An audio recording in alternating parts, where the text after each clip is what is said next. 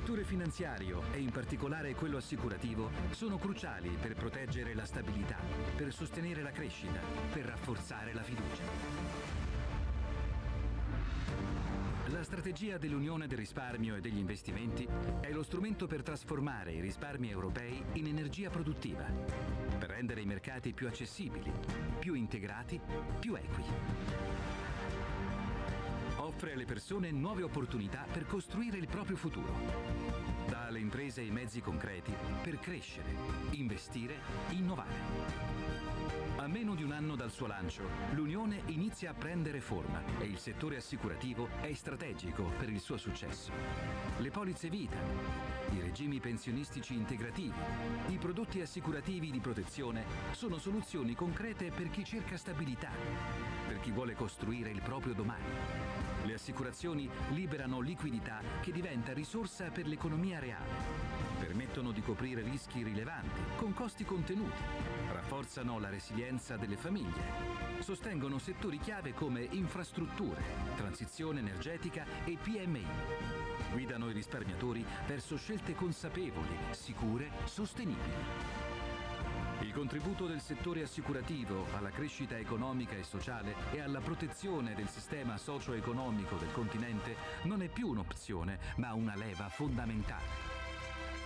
Grazie al ruolo del settore assicurativo e previdenziale, che protegge famiglie e imprese dai rischi e promuove così investimenti di lungo termine, l'Unione del risparmio e degli investimenti sarà una realtà capace di dare forza alle imprese, sicurezza alle famiglie e stabilità all'intera comunità.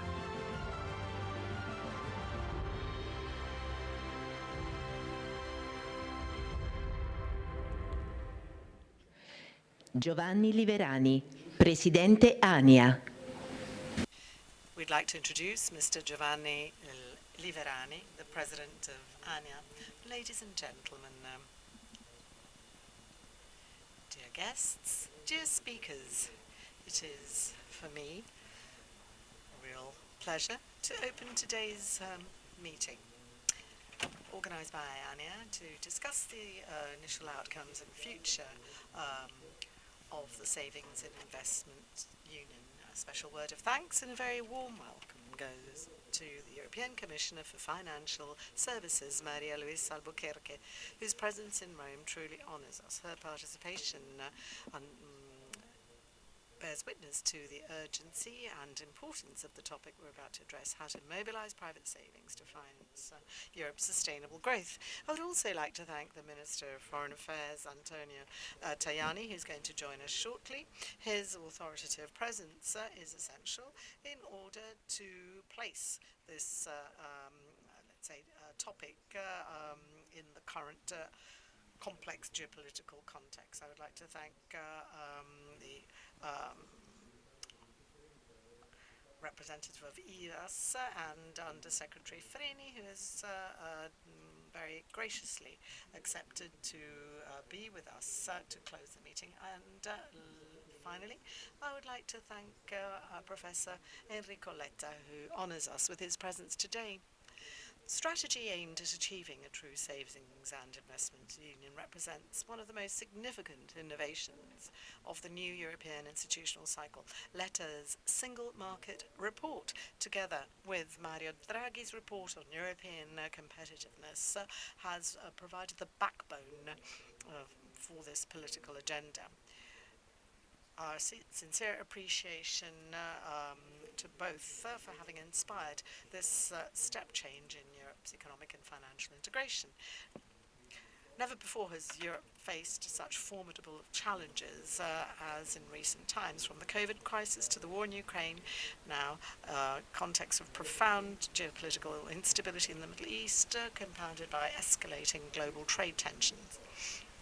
To these, we must also add the less visible but equally dangerous forces that we could term the silent risks, such as increasing frequency and intensity of catastrophic events in our continent, or what I refer to as the silent killer of the West socio-economic systems, i.e. the demographic risk. We are indeed confronted with a situation without precedent as far as risks are concerned, and that is why Europe's political priorities, amongst which the Savings and Investment Union must succeed. The goal is very ambitious indeed, i.e. to channel more efficiently citizen savings towards productive investments, preferably within the Union, therefore expanding opportunities for savers and strengthening the competitiveness of businesses. Success will depend on our ability to attract capital flows to support the major development projects Europe urgently needs, ranging from the green and digital transitions to innovation and boosting productivity. And it is against this backdrop, ladies and gentlemen, that as President of ANIA, I strongly reaffirm the strategic and central role of the insurance sector in the debate surrounding the SIU. Who are we as representatives of the insurance sector? We focus on medium to long-term savings. Our primary goal has always been that of protecting families and businesses from life's uncertainties. In doing so, and of course this task is extremely significant from a social point of view, we've also become one of Europe's key financial pillars, managing around 9,500 billion euros in assets. These resources come from citizens, pension funds, life and savings policies, as well as protection products. Indeed, we're also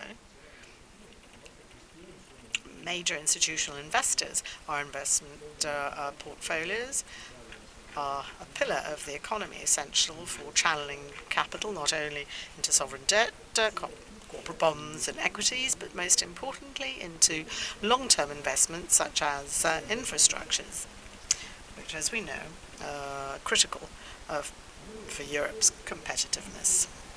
And there's another aspect which is often overlooked.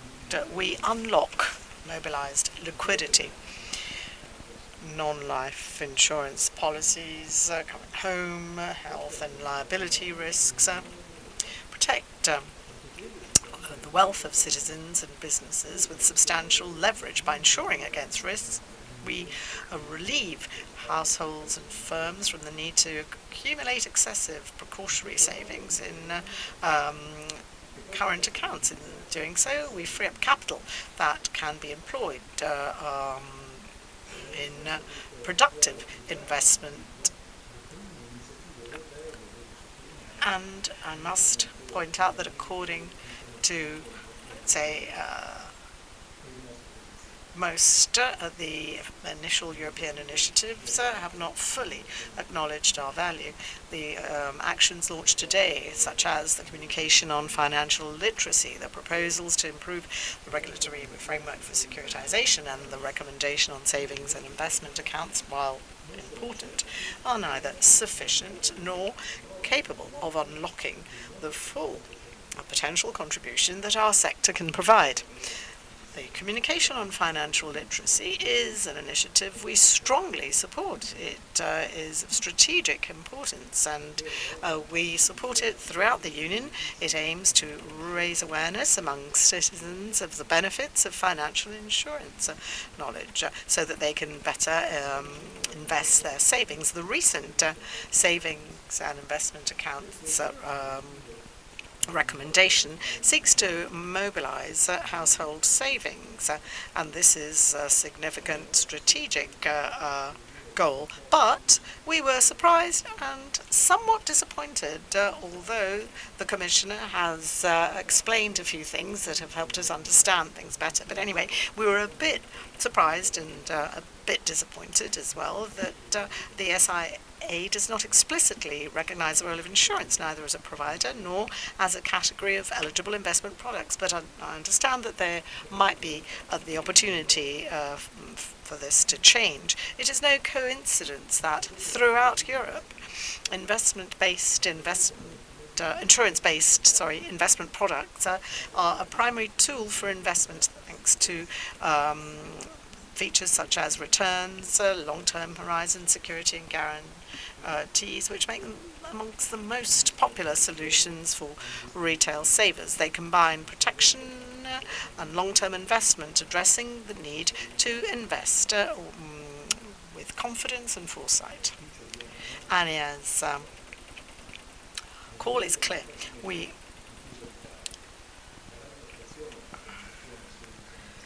hope that conditions will be created for the full inclusion of insurance instruments in the implementation of the SIA recommendation by member states, including Italy. We must actively promote an approach that establishes a clear link between tax incentives and long-term investment objectives. If our goal is indeed that of transforming savings into productive investment, incentives must be tied to the long-term nature of those investments, and in this respect, the insurance sector has an extraordinary potential to fully unlock the potential of our sector throughout Europe. We have to focus on two crucial issues. Firstly, regulatory simplification and proportionality, and secondly, targeted fiscal incentives. The Solvency II framework remains a cornerstone of financial stability, but 2 years on, it must evolve.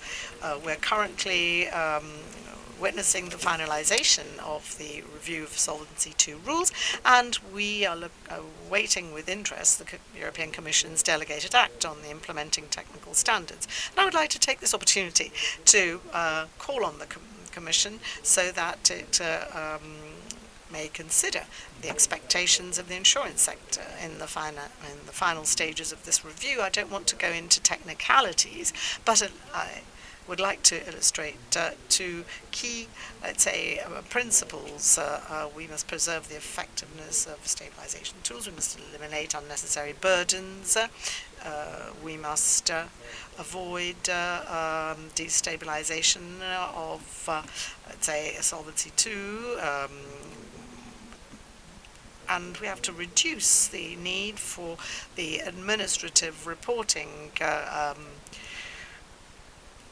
obligations. This is something that is fundamental at this stage. And then there have to be targeted fiscal incentives to promote the use of targeted insurance cover, because this is the driver behind additional long-term savings that can be employed for infrastructure investment, which Europe is in need of. Finally, it is necessary to introduce effective tools to develop supplementary pensions. Pension dashboards can help raise awareness among workers, but it is essential to ensure the availability of pension products capable of meeting the needs of all citizens, not just that small minority who move across borders as foreseen by the PPP framework. The result has been far from satisfactory. We need simple, effective, widely accessible, and where requested, guaranteed long-term solutions. And I'd like to end by saying that the Savings and Investment Union is a crucial initiative for relaunching Europe's competitiveness and economic sovereignty in a particularly complex scenario. In order to achieve this goal, member states must be fully aligned. The market participants must be actively involved, and last but not least, there has to be a strong and united political will. The insurance sector, with its stable long-term savings, is ready to play a key and structural role in the success of the socio-economic systems of our countries. I'd like to add that every year around this time, we see that there's a need for an additional contribution on the part of insurance companies to, let's say, enhance the let's say, capabilities of our country. We're not going to obviously refuse to do so, but there has to be a reasonable approach. But at the same time, I would like to say that insurance must be recognized as a powerful tool to, let's say, achieve goals of huge collective interest, tackling things like natural disasters, supplementary pensions, lack of self-sufficiency among the senior citizens, lack of financial sustainability, and also the savings and investment union. Using insurance potential rather than tapping its resources is going to enable Italy and Europe to be more competitive at a global level. I'm confident that today's debate, enriched by the contributions of so many speakers, will help us reach this goal. I would like to also welcome the Deputy Prime Minister, Minister of Foreign Affairs, Mr. Tajani, and I wish you all a very successful conference. Thank you. Commissaria per i servizi finanziari e l'Unione del risparmio e degli investimenti, Commissione europea.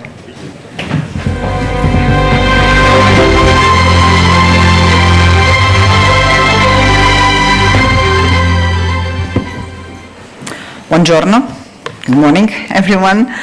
Thank you for the introduction, and thank you to ANIA for inviting me to join you today. Good morning, Minister. As Commissioner for Financial Services, I have made a personal commitment to visit every member state within 1 year after the launch of the Savings and Investments Union strategy back in March. It is an ambitious undertaking, but one which I consider essential. Because to make the real impactful change our European financial ecosystem deserves, we need to do more than simply agree on the need to reform. I'm here to genuinely gauge the dynamic in every member state, to understand your specific challenges, concerns, but most importantly, your vision for how we make the needed improvements. The path ahead has to be cleared, and this is something that I would like us to do together. Europe is facing a number of risks, which were mentioned today, and we are all acutely aware of them, and few sectors understand risk better than you.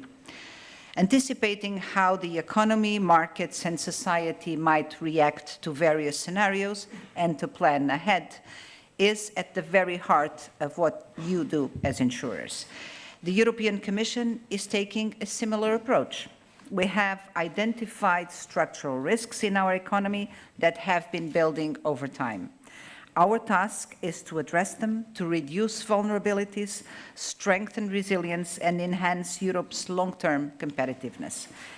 Today, I want to focus on one of the core pillars of our competitiveness agenda, the Savings and Investments Union, and on how we can further empower the insurance sector to remain a driving force in Europe's economic success. The Savings and Investments Union aims to bring about a more efficient and vibrant financing ecosystem across Europe. And clearly, this is something that we are missing. We have a single market that serves 450 million consumers, but we haven't managed yet to fully extend the single market to services and capital. This has long been one of the most complex and politically sensitive parts of the single market agenda, for my predecessors and indeed for me when I served as finance minister. But the world has changed. Across the globe, we are witnessing a turn inward. Nations are consolidating within their borders, and the multilateral model of open trade and cooperation has lost some of its former shine. Global value chains, once symbols of efficiency and interdependence, are now increasingly viewed as vulnerabilities and in many cases as dependencies. Make no mistake, the stakes are high. But today, the political momentum for change is finally on our side. The Savings and Investment Union, as a key lever of our broader strategy to boost Europe's competitiveness, has the potential to create a more diverse and dynamic financing ecosystem, one where companies can grow and thrive at home, and where citizens can participate in and benefit from this growth. From the outset, we have built simplification into the very design of SIU. We have heard industry's message. Europe must become an easier place to do business without compromising financial stability. That is exactly what we are working towards. The insurance sector already plays a vital role in providing long-term financing for our economy and in offering savings products to millions of citizens. This role will remain essential, and we want to make it easier for you to keep fulfilling it. For example, the ongoing Solvency II review, already mentioned today, is a key opportunity to remove undue barriers and enable insurers to scale up their contribution to long-term investments. In the last 5 years, the Commission has been engaged in a project to reform the Solvency II directive. The aim of this reform was to make insurance companies, which together manage roughly 10 trillion euro in assets, a bigger player in the development of the European economy. Solvency II has proven its value as a globally respected and robust regulatory framework, underpinning the resilience of Europe's insurance sector through recent crises. However, we have seen that the prudential calibration of Solvency II may, in effect, discourage a broader allocation of capital towards the real economy. So the Solvency II review seeks to address these concerns in several ways. We will adopt the amendments to the Solvency II delegated regulation next week. This gives all of those who need to apply the new rules a full year of advance notice and preparation. The amendments were developed in close consultation with EIOPA, Member States, European Parliament, and were also subject to a broad public consultation. A wide range of stakeholders, including ANIA, contribute to this process, and their input was taken carefully into account. I want to sincerely thank all stakeholders for their active engagement and valuable contributions throughout the consultation. This review introduces capital relief measures that will unlock tens of billions of euros for the real economy. And I do hope to see those tens of millions of euros invested in our economy. We will follow that up very closely because there is a trade-off to be made here. If there is alleviation on some of the requirements, that has to be reflected in our ability to grow. Otherwise, there is no point. So the responsibility now is on you, and we will be watching that very, very closely. I will not go into the details of this change, but I really want to say that we have tried to find the right balance between allowing for some risk and preserving the anchor of financial stability. It is this recalibration exercise we are trying to make that hopefully will result in more availability of funds to fund the projects that Europe so desperately needs to support our growth. There are obviously other measures we have been pushing forward and other files which are now in the trilogue phase and being discussed with the co-legislators, and they all contribute to the overall objective of completing the single market on financial services, of promoting innovation, of allowing for newcomers also to be an active part of our financial system, providing better services, more efficient services to both our citizens and our companies. There is another element of the proposals we have already put forward, which I want to mention to you today. It is securitization. A part of strengthening capital market financing more broadly is also to revitalize Europe's securitization market.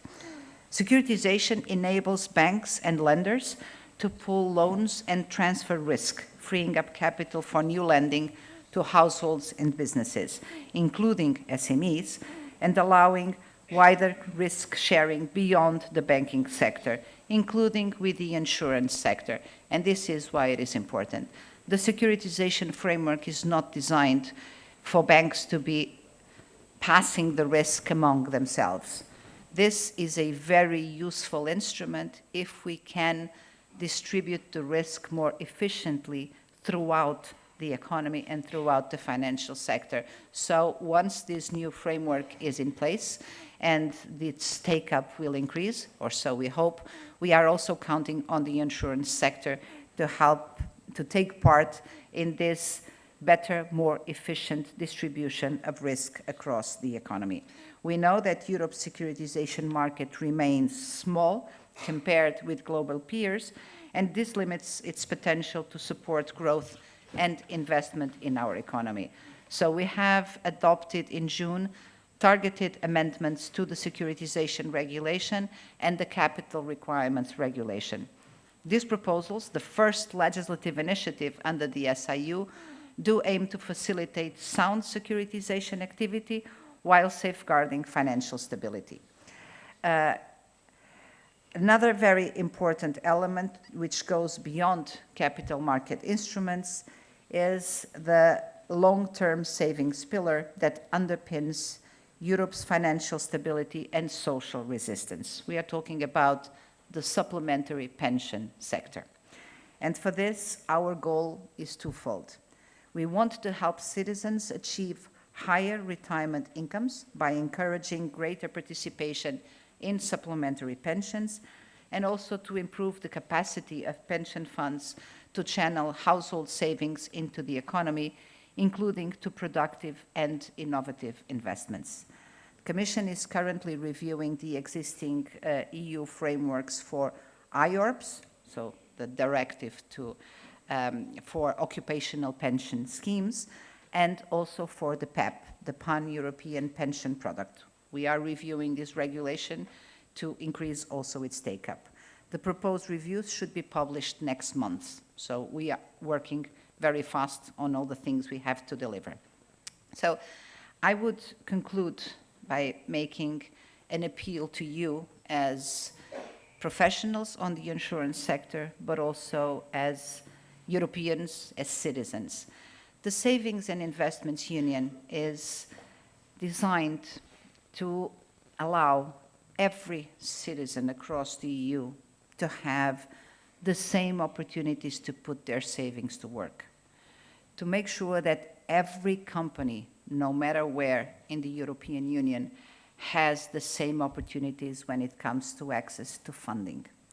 For this, we need to realize that what is good for Europe is good for the individual member states, and vice versa. This is a project that is good for Italians, and it's good for Europeans. It's good for French, it's good for the Germans, for the Polish, for the whole 27 member states.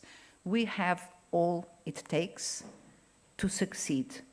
We have the financial resources, we have a very big single market, we have extraordinary talented people, we have democracy, we have stability, we have all it takes. But we really need to act together.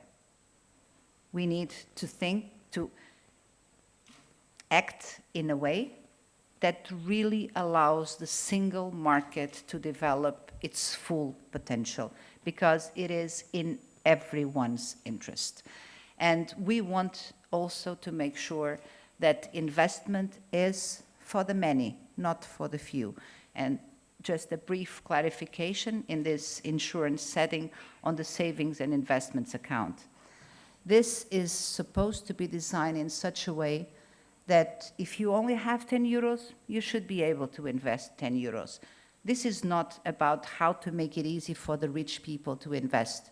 It's to make it easy for the citizens, everyone, all of us, with fewer savings or more savings to actually put that money to work, and to create a culture of engagement with capital markets, understanding risk, understanding the relation between risk and return, and that is why we have not recommended that insurance products are included in this account, because the objective of this instrument in particular is to actually promote a culture of taking some risk in appropriate manner, so that people understand the relation between risk-return, and to promote long-term engagement. But we are truly counting on the insurance sector as well in other fronts, because diversification is the key. So there is room to keep some money in deposits, to invest in capital markets, to put money in insurance-linked products,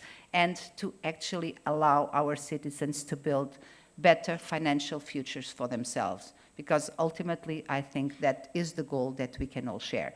Thank you very much for your time and your attention, and looking forward to continue to engage with you. Antonio Tajani, Vicepresidente del Consiglio, Ministro degli Affari Esteri e della Cooperazione Internazionale.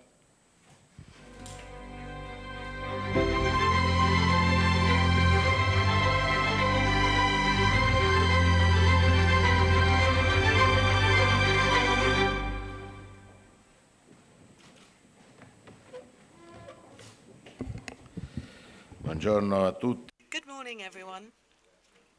First of all, allow me to thank President Liverani for having invited me to this important event. I listened very carefully to what Commissioner Albuquerque said. We had a very interesting conversation this morning. We're here to talk about the Savings and Investment Union, and that obviously is a crucial topic for the future of Europe and Italy. I spent most of my political life focusing on Europe. Well, Europe must once again be a driver of competitiveness and growth, but for this to occur, we need a strategy that brings together macroeconomics and microeconomics. There needs to be a commitment to growth and competitiveness in terms of our policies, so that the system as a whole can foster growth for the benefit of all stakeholders. We're faced with global challenges. We have great competitors: India, China, Russia, the United States, Africa, which will have 2.5 billion people by 2050. It is a continent with a population that is often, unfortunately, poor, but it has many resources. So we have to understand what course we should follow. I'm a European sovereignist, not an Italian sovereignist. This doesn't mean I'm not a patriot, but that's a different matter. So Europe today must understand that there has to be a step change. Europe is required to make an additional effort. As the Commissioner said, we need to achieve a banking union, a single capital union, but as we have said many times, otherwise it's not going to be effective. There are huge potential opportunities that we have as yet to tap. This doesn't mean that Italy is going to play a minor role. On the contrary, we need a strategy where finance supports the real economy, in the absence of which this is going to lead to imbalanced policies if they only focus on developing the market. I think that economic growth must be based on,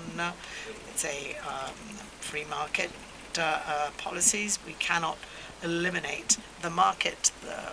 We can't have excessively, interventionist state. The rights of citizens must be the main goal. I would like to make reference to the third letter in the acronym of your name. I is in Italian impresa, i.e. enterprises, and that's what you are. And in an entrepreneurial approach, obviously we need to take into account the role you play and the role that you will be able to continue to play even in the face of great difficulties, as Mr. Liverani said, natural disasters, etc. But even in such a complicated international scenario as the present one, we know that we need to focus on the contribution of insurance companies. Look at what happened in the Suez Canal and the Red Sea. 40% of our trade transits through these points of access, and your sector has been called to guarantee exports. So once again, you play a key role as businesses, as business enterprises, and I believe that you must continue to be able to support our country also with respect to what my mandate involves. As of the 1st of January, there will be an important reform in the Italian Foreign Ministry, which will also deal with foreign trade. It's going to have, let's say, two main focuses, foreign policy and trade. And of course growth is the main purpose of this, and I will strive to ensure that everything we do in foreign policy can adequately support the competitiveness of our products, to increase export, not just export of goods but also of services. Today we export 623.5 billion. The aim is to reach 700 billion by the end of 2027, and my aim is to also involve your sector in this strategy, which brings together both trade policies and foreign policies. And this requires, on the part of our embassies, a commitment to turn into platforms to support entrepreneurs and businesses. And in order to internationalize and export, of course, we need the manufacturing sector, but we also need the insurance companies and banks. Because when we talk about insurance and banking, we're obviously always talking about enterprises. I don't have a punitive vision vis-a-vis insurance companies or banks. I'm neither your friend nor your enemy. I try and be committed to the government to ensure that citizens can be involved in order to boost the effectiveness of our economy. And during the discussions on our budget, I tried to ensure, as I pointed out to your President, that banks and insurance companies should not be considered as enemies of society that have to be, let's say, considered as a source of revenue. If that were not the case, markets would react with fear, and this would drive away investors, both Italian and foreign, and this would damage our economy.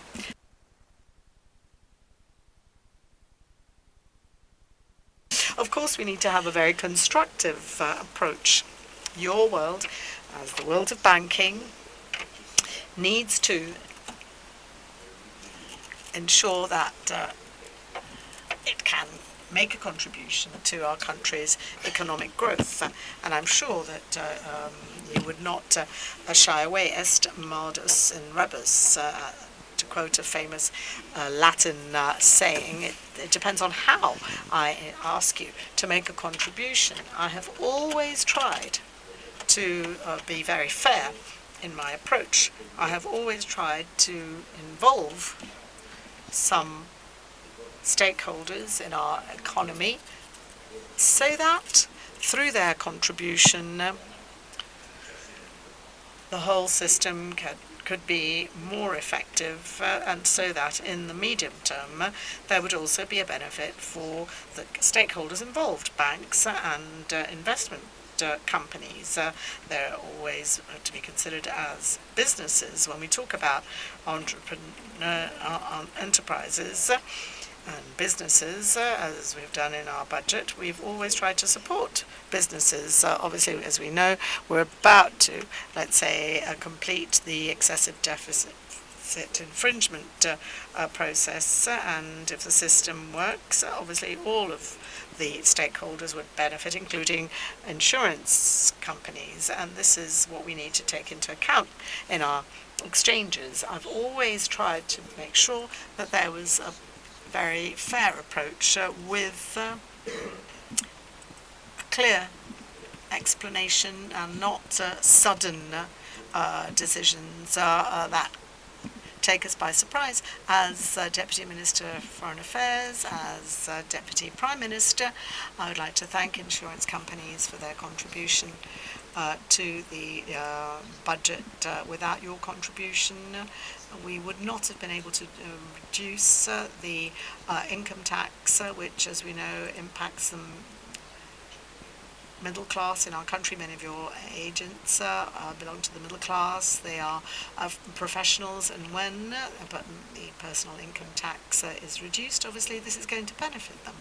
And we've also been able to invest more in the health sector, to hire health workers, doctors, nurses. We have a shortage at the moment, and that's why I wish to thank you, even though it might have been painful, at least as far as I'm concerned. I've always tried to make sure that your contribution could be considered as part of a process that aims to make Italy stronger. And I think we need to continue this strong and constructive partnership, bearing in mind that you are part of our country's productive system. So as far as my mandate is concerned, I will try and involve you more and more when it comes to internationalization and export policies, because I'm confident that in this sector you will be able to make an important contribution. I think that through the Savings and Investment Union, we can strengthen the strategic relevance and competitiveness of the European Union, mobilizing household resources to support common priorities. There are too many examples of, let's say, funds that are locked in Italy and in Europe in general, and when we have develop infrastructures, we start looking for ways to finance them, whereas I think that the private sector in general, and your sector in particular, as was said by your president, is able to play a role in other sectors with investment strategies. Well, he mentioned some, but we have to also consider other possibilities. We have to, for instance, consider the possibility of developing big infrastructures, not just motorway toll booths or our underground parking. We have to be bold, we have to be prepared to invest, and our task, amongst other things, is that of guaranteeing continuity. I believe that our government has achieved this. We have delivered continuity and stability, because none of you, of course, is going to be prepared to invest in the absence of certainty as to the future, because the risk would be excessive. Obviously, every risk comes with every investment comes with risks, but if there's a 5-year horizon, it is possible to take a risk with knowledge of the available support, and this is obviously going to be useful in Europe, where you will be able to use the available funds to enhance growth. you have an important role to play. It's pointless to look at things individually. Banks, insurance companies, small and medium-sized businesses. We've tried to see things keeping in mind the big picture. The government, the Italian government and the European government have to identify the way, and we have to always be on board. Of course, we have to look to the European context. I'm sure Enrico Letta is happy to hear me say that, because the European single market system as a whole needs to be on board. It won't be easy. Some will resist this attempt, but this is our great opportunity. If we just sit and wait, well, we might be swept away by this river which is flowing. We must add that 220 of the 625 billion worth of exports are addressed to other European countries, which shows the importance of the single market. People my age will recall how difficult it was to travel in Europe, and it wasn't even the European Union at the time. Those my age remember how difficult it was during those days, during the days of the European Community. So there is this opportunity to drive growth, and this must lead to the single capitals market, the banking union, and against this backdrop, insurance companies have a key role to play. They are the natural bridge between savings and investment, and a source of stability for the financial system. You have to reassure everyone that you are able to guarantee you are reassuring, which is what a government should be and which is what you are. And I say this very frequently, so we have to make sure that you can make your contribution to support long-term projects. And this is important for sustainable and productive investment. In the absence of this strategy, we are actually doomed. Think of what Xi Jinping said at the Communist Party Congress. China has a strategy. It has a clear vision. It wants to become the world leader, replacing the United States. That is legitimate, but it has a strategy.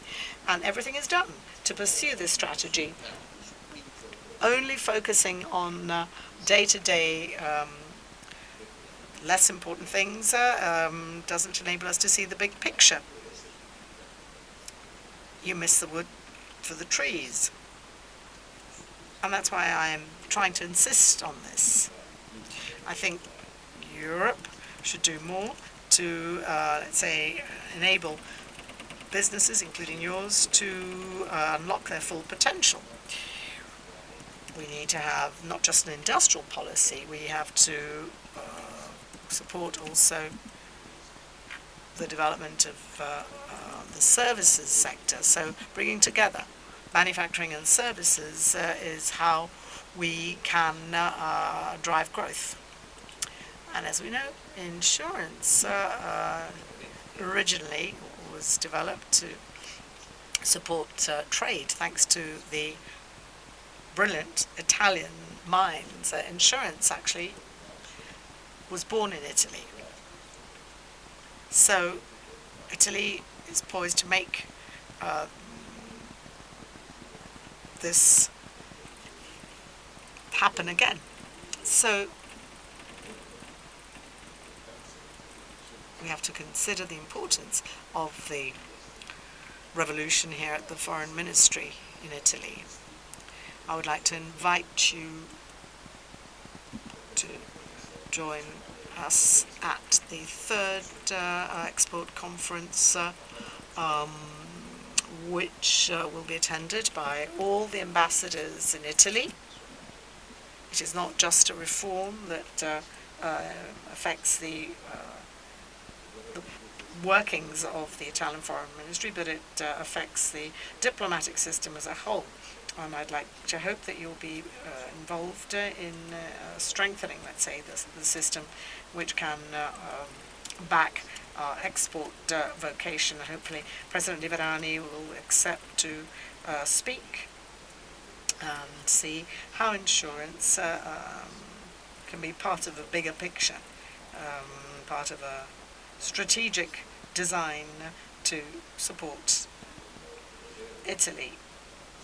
And at a European level, I had a discussion with the Commissioner about this. We will try and do everything we possibly can, both with respect to the Council, and now I can wear my hat as Vice President of the European People's Party. Hopefully, in the European Parliament, we'll be able to continue supporting an entrepreneurial policy, which is not going to penalise you, but is going to be based on fair rules. It's not about doing you a favour. It's about fairness, because if a rule is fair, everyone will accept it, even if it's partially painful.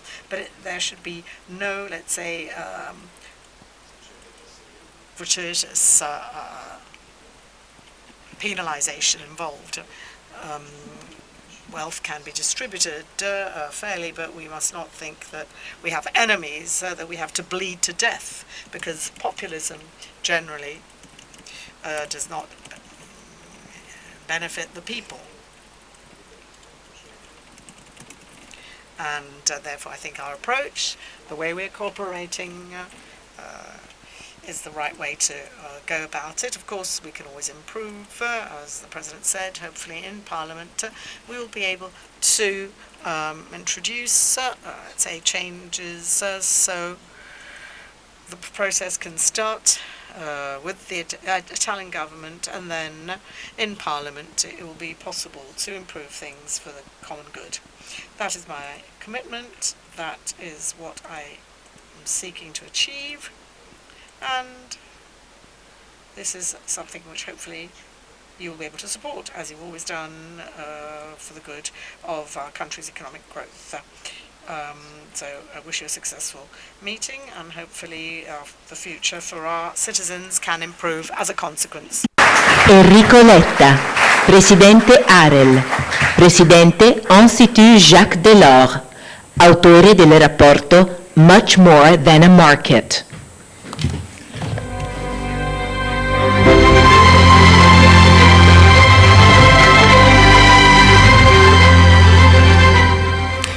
Grazie molte.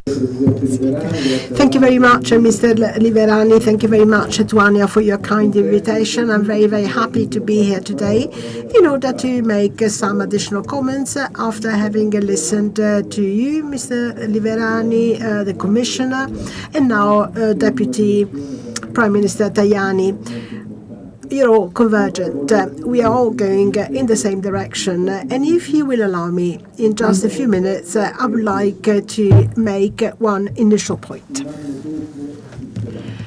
1 year after its launch, you may well say it's only 1 year after the launch of this union, so we have time. Well, time is running out. We are 25 years late when it comes to the integration of European financial markets. This is the point I would like to start from, because otherwise the rest of my comments will be skewed. And we are running late for a very simple reason. As Mr. Tajani was rightly saying, we need to go back to the origins of the common market at the prompting of Italy, by the way. I'm very proud to say that I was able to visit all 26 European countries at the beginning of my mandate. I visited also places which were not exactly the capital cities of these countries, and amongst the various places I visited, I went to Stuttgart, and you may well wonder why. Well, this is the place where in the early 80s, the Italian foreign minister met together with the German foreign minister, and together they drafted a common document, the Colombo-Geschner Act, from which the 1985 European Council originated, held in Milan in Italy, following which the common market was created as recognized by Jacques Delors. Why am I saying this? Well, because at those times, if someone had told us or had asked us, is it going to be easier to integrate the financial markets or is it going to be easier to have a single common currency? We would have all said, no, having a common currency is impossible. It's really complicated. There is a strong identity with national currencies. And now, 35 years later, we have a situation where we do have a common currency. We have the euro, which exists. It's a success story, but we do not have the integration of financial markets in Europe. And the competitiveness of our European economy is now being undermined precisely because we have this asymmetry. The euro, the common currency works. It's very successful. It's an unexpected success, if you like. I'm quite familiar with the situation of a country which approved the euro, Frédéric, in a referendum held in 1992, 51-49. The Maastricht Treaty in France was approved with a tiny majority. Now, instead in France, the euro is considered positively by 80% of respondents, and the same is true for Italy. Nobody questions the value of a common currency today. However, the integration of financial markets is missing. We have 27 separate financial markets, and because we have 27 separate and different financial markets, we are missing on the scale dimension, which means that today we risk becoming a colony of Wall Street. Because let's be blunt about this. Every year which goes by without us having integrated European financial markets, without having scaled up our markets, well, the more time goes by, the more we are going to be backward. We can well wonder whether we're going to end up being a colony of Wall Street or a colony of China. We know that however, the American dimension is very strong because, after all, the U.S. market is unique. Anywhere you may be in the U.S., you have access to the American market, which is half of the world market, if not more. In Europe, you do not have immediate access to the European market. Everything is mediated by your national dimension. And as we have seen, and as we are still seeing with banks, and as we can see in many other cases and sectors as well, your national domestic dimension becomes a hindrance, becomes a liability. Not because you're being thwarted by the Americans, but by your neighbors. And your neighboring countries are all busy protecting their own national champions. And if we are all so keen on protecting our national champions, our domestic champions, we lose sight of the European perspective. And with the oncoming of China and India and other major economies, everything is changing. So there is this point I'm making today, the point of urgency. And by the way, President Liverani, I very much appreciated the fact that ANIA wanted to play a preeminent role in Italy in conveying this message. Of course, you are speaking to the insurance sector, but the insurance sector is a very important component, and it does allow us to broaden this type of reasoning. The economy without an integrated financial services market geared to the needs of the real economy, because this is the object of the Savings and Investment Union, putting together these two concepts which traditionally have been on a twin track and have never actually been united. So unless we can turn the financial power to the service of the real economy, well, the financial power is going to be sterile and useless, which can well explain the fact that we are currently exporting capitals to Wall Street.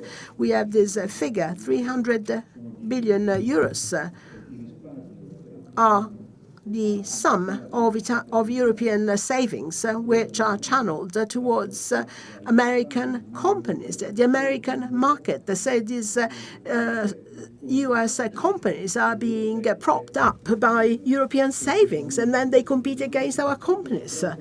So this points to the very heavy cost which is actually incurred because of financial fragmentation. Now, there are many developments underway. I tend to be an optimist. I always see the glass half full. But we heard yesterday that an agreement was reached between Leonardo, Thales and Airbus concerning satellites. And this shows that finally we're going in the right direction. So there is the need to scale up. We need to achieve a significant scale which can help us fend off competition. Do you know how many satellites have been orbited by Americans? 139. The Chinese, 65. How many by the Europeans? This year, 4. So the difference is huge. So if you think that we Italians send our satellites, the French send their own satellites, the Germans theirs, of course the US is going to win. This agreement involving Thales, Airbus and Leonardo goes into the right direction. Now I think that we can have we can do something similar also with the financial services. And it's very important for us Italians to play a leadership role in this. As Mr. Tajani was saying, we Italians have an inclination for experts, for playing and operating in the global market. So we don't want to focus just on the protection of our tiny national interests, and we don't want this to happen also with all other European countries, because otherwise this would amount to suicide. I'm saying this because this level playing field objective is the real objective to be achieved. We don't want to just counter our external aggressors. We also want to do away with the internal barriers. We want to put things right at home. We want to eliminate all the obstacles and barriers which prevent us from being successful. And we know that we must do away with unnecessary shackles. So please remember that this strategy is not only something which applies to us. You mentioned Xi Jinping. Well, let me also mention his speech made in July to the Commission. If you reread it, is essential. The Economic Commission of the party in China, and he addressed this committee or commission. And if you read carefully this speech, it mimics what we say about the European internal market. He mentioned all the internal barriers which exist in China and which are put up by the single provinces and by the single states, and he too identifies these as being limitations. So he decides that this has to be done away with, and what he says goes. So in July, he drafted this plan to have the integration of all of these realities leading to a single market in China. And we must do likewise. The other important piece of news is what we heard last night. Yesterday's European Council, in its conclusions, item 32, committed to something which echoes the commitment made by President von der Leyen during the State of the Union, a speech where what was mostly perceived by public opinion were related to geopolitics. She discussed Russian drones in Poland, the tragedy in Gaza, but she also said something crucial. She said, we commit to completing all loose threads of the common European market by 2028. 2028, when I heard this date, I could only rejoice because this was the point of my report. I pointed to the importance of setting firm deadlines, and this is what the law did. The common market or the single market could be achieved because a date had been set. And von der Leyen says 2028. She indicates a 5-point matrix, which I totally share because it partly overlaps what is contained in my report. 3 vertical points, financial markets, energy, connectivity, and 2 horizontal points. I'm looking at Mr. Freni, the 28th regime, and the 5th freedom. So the theme of innovation, the 2 cross-cutting themes, if you like. Yesterday, the European Council formally, in its conclusions, which are so important, formally committed to 2028 as a deadline. We don't know if it's 1st of January or 31st of December 2028, but 2028 it is. And Pascal Lamy, head of cabinet of the law, when the 1992 date had been set for the single market, shared with me that initially an earlier date had been set, but then this was postponed to 31st of December 1992. Anyway, this leadership choice has been made, not just Italian, but also thanks to the presence of Commissioner Albuquerque. We also have a European presence, so there is a European commitment. And yesterday's conclusions were also approved by the Italian government, and what Minister Tajani said today goes into this direction. So it is full on board. We want to complete the single market by 2028. And for me, this is the most important thing amongst the many things that can be said about the single market. Why am I saying it's the most important point? Because unless we set the conditions whereby the real economy can be financed by the investments which exist in Europe, but which are currently being rechanneled, we cannot finance these common investments. This is a red alert, because it's important for us to be fully aware. I did say that this is something urgent, but there is also something that we cannot forget, especially we Italians. Next generation EU is going to expire next year. Our National Recovery and Resilience Plan will be completed next year, which means that this is the end of the boost which has been given to specific areas of our country. And I can see how Next Generation EU has contributed to the development and growth of Spain, and the same is true for Italy, Greece, and Portugal. Well, these funds are drying up. These funds are about to come to completion. They're not actually being replaced because the logic is this was something which was set aside in the face of COVID. And now instead we have a situation where we need to replace these funds. One important element is what has been decided with the SAFE, in other words, investments in innovation, dual use, which also involves security. And then it is also important for this to be successful, as already hoped for by Mr. Liverani, on the basis of all the various initiatives which can be launched. We want these investments, in other words, to be put to the use of the real economy so that we can boost innovation, we can boost the green transition, we can have better security, better infrastructures, the digital economy, all these projects which are so direly needed. So the savings and investments account can be an important instrument which goes into the right direction, and I think that it is legitimate for insurance companies to decide to play a role. We are going in the right direction. Unfortunately, the instrument they used was a recommendation, which is a weaker instrument. Let me say this very frankly. I think we need to do away with directives. We must just deal with regulations. Something is decided, and once it's decided, it applies to all.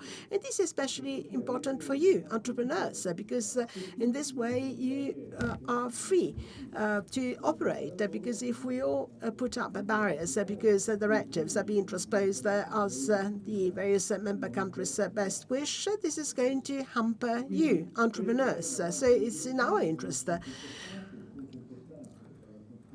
And let me now conclude by making a brief reference to Solvency II.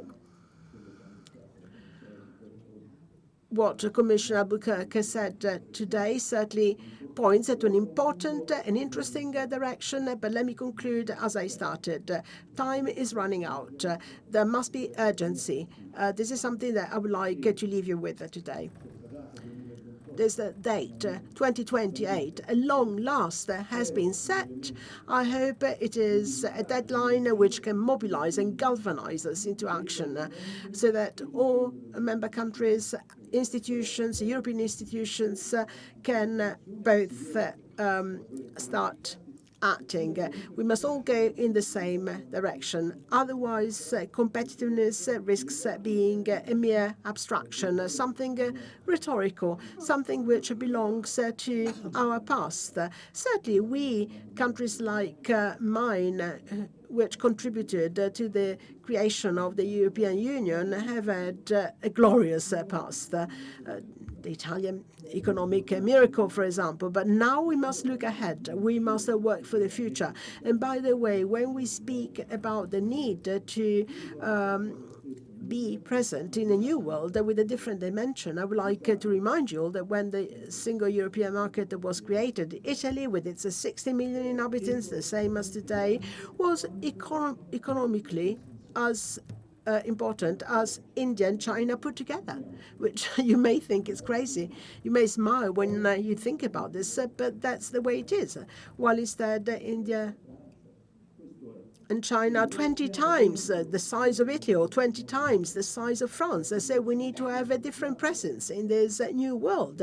Insurance companies already play a very innovative role in this, and I hope that this role will be increasingly recognized. Just an additional 30 seconds to say that President Liverani mentioned pensions. Well, let me quote something that the German Chancellor came up with, something which we would need to consider very carefully, Antonio. The problem is not represented by pensions for those who go into early retirement, but rather we must think of instruments which may give young people today, young people aged 18, the possibility already to capitalize so that they can integrate their future pensions, because the real scourge here, the real problem is demographics, and this is something crucial that needs to be considered throughout the European Union. Luigi Federico Signorini, Presidente IVASS e Direttore Generale Banca d'Italia.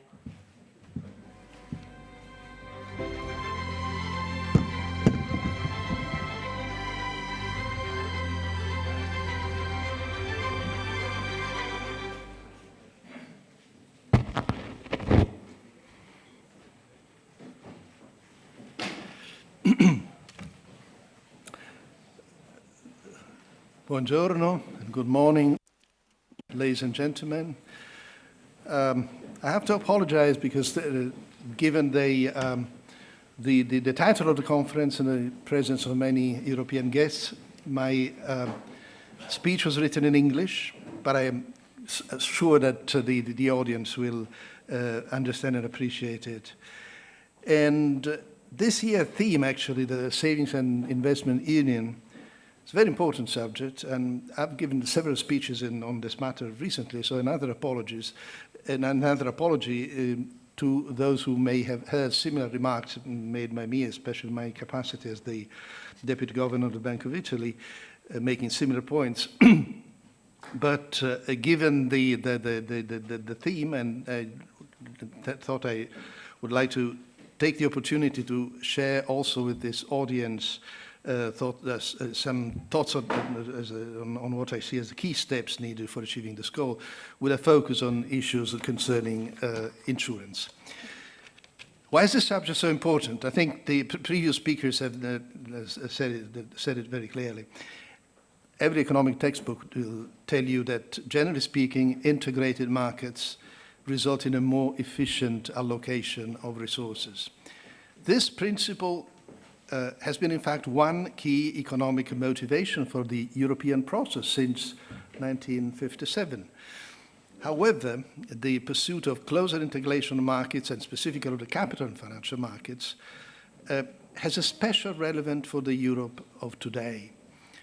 These are times of accelerating innovation, and the perception is now widespread that Europe risks being left behind.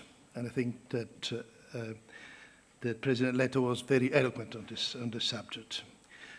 To realize the full potential of technological development for growth and prosperity, a better environment for innovation and innovative investment in Europe is a key requirement. There are many areas where improvement in policies and regulations need to be considered. A more efficient market for capital, though by no means the only relevant issue, is certainly one of them. The raw material for investment is savings. There is no shortage of savings in Europe. The euro average savings rate has consistently been higher than 13% since 2010, compared with about 7% in the United States. And last year, European household saving exceeded 1.4 trillion, 15.3% of gross disposable income. But as President Letta said, a significant share of European savings finances investments abroad. This is a counterpart of the area's structural current account surplus and on its sizable positive international investment position. A strong international investment position is a good thing to have, but you can have too much of a good thing. A significant and protracted excess of savings over investment may signal the insufficient ability of the area to attract funds from both domestic and foreign savers. As a destination for investment, Europe has two major strengths: excellent human capital and a very large market. The interaction between these two factors can be extremely powerful. To exploit this potential in full, however, effective market integration is a necessary condition. Despite much progress made over the years and actually decades, Europe cannot yet be said to be a fully integrated market. Specifically, for capital, internal barriers remain in various segments of the financial system: banks, market finance, insurance, and let me consider each in turn. First, banks. Banks that are strong and competitive are vital for channeling savings towards productive investments. They do this both directly as providers of credit to businesses and indirectly by supporting capital markets through the supply of liquidity and investment services. The banking union is at a much more advanced stage than that of other financial sectors. Since 2014, the supervision of euro area banks has been carried out jointly by the ECB and national authorities. Harmonized standards and practices, daily work side by side within joint supervisory teams, full information sharing and a common methodology have resulted in a largely unified supervisory structure. As I recently reminisced, those like your speaker who found themselves in supervisors' metaphoric trenches 15 or more years ago, fighting the fire of the global financial crisis, cannot fail to see the difference. At that time, in a situation of acute tension, each national supervisor only had a mandate to look after its own bank. There were no established common practices. Despite the communication channels that were promptly activated, the exchange of information encountered legal and technical limitation. There was a lack of institutional instruments for managing systemic risk with a European perspective. Those days are long gone. However, the journey is not finished. Several elements are missing, even banking. There's still no common deposit insurance scheme. The resolution framework needs reviewing based on experience. And as a matter of fact, many indicators of banking integration have ceased to improve. The remaining effective barriers to cross-border banking should therefore be taken down. I welcome the Commission's intention to set ambitious goals for the banking union. Second, the capital market. Improved policies for the capital market are the cornerstone of the Commission's Savings and Investment Union strategy that we are discussing today. This strategy has four main dimensions: fostering participation of households, stimulating equity investment by institutional investors, reducing cross-border barriers, and achieving a higher degree of centralization in market supervision at the European level. To date, the Commission has presented a legislative proposal aimed at revitalizing the European securitization market, a recommendation on the establishment of savings and investment accounts, and plans to enhance financial literacy. Before the end of the year, it is expected to put forward additional proposals concerning the consolidation of trading and post-trading infrastructures, the transfer of certain supervisory responsibilities to ESMA, the development of supplementary pension schemes, and the promotion of long-term capital investment by institutional investors. I'm not discussing the details, but in general, these are very useful steps for which the Commission deserves due recognition. However, there is a growing awareness that overcoming market fragmentation and achieving a genuine savings and investment union requires the political will to make substantial progress on all dimensions of the strategy. And I think we, as President Letta, we welcome the Council conclusion in that regard. Looking ahead, in fact, this process needs to include at some point a willingness to tackle certain fundamental legal aspects. You can hardly have a truly integrated market without further harmonization of company law, insolvency regimes, and taxation frameworks, or without further integration of market supervision, including the convergence of supervisory practices, a single rule book, and a more unified supervisory system. The road ahead remains long. A more fluid and cohesive capital market would also facilitate the development of specialized operators focused on financing the birth and growth of innovative enterprises. European savings are strongly oriented towards low-risk, low-return assets with a high incidence of bank deposits and government securities.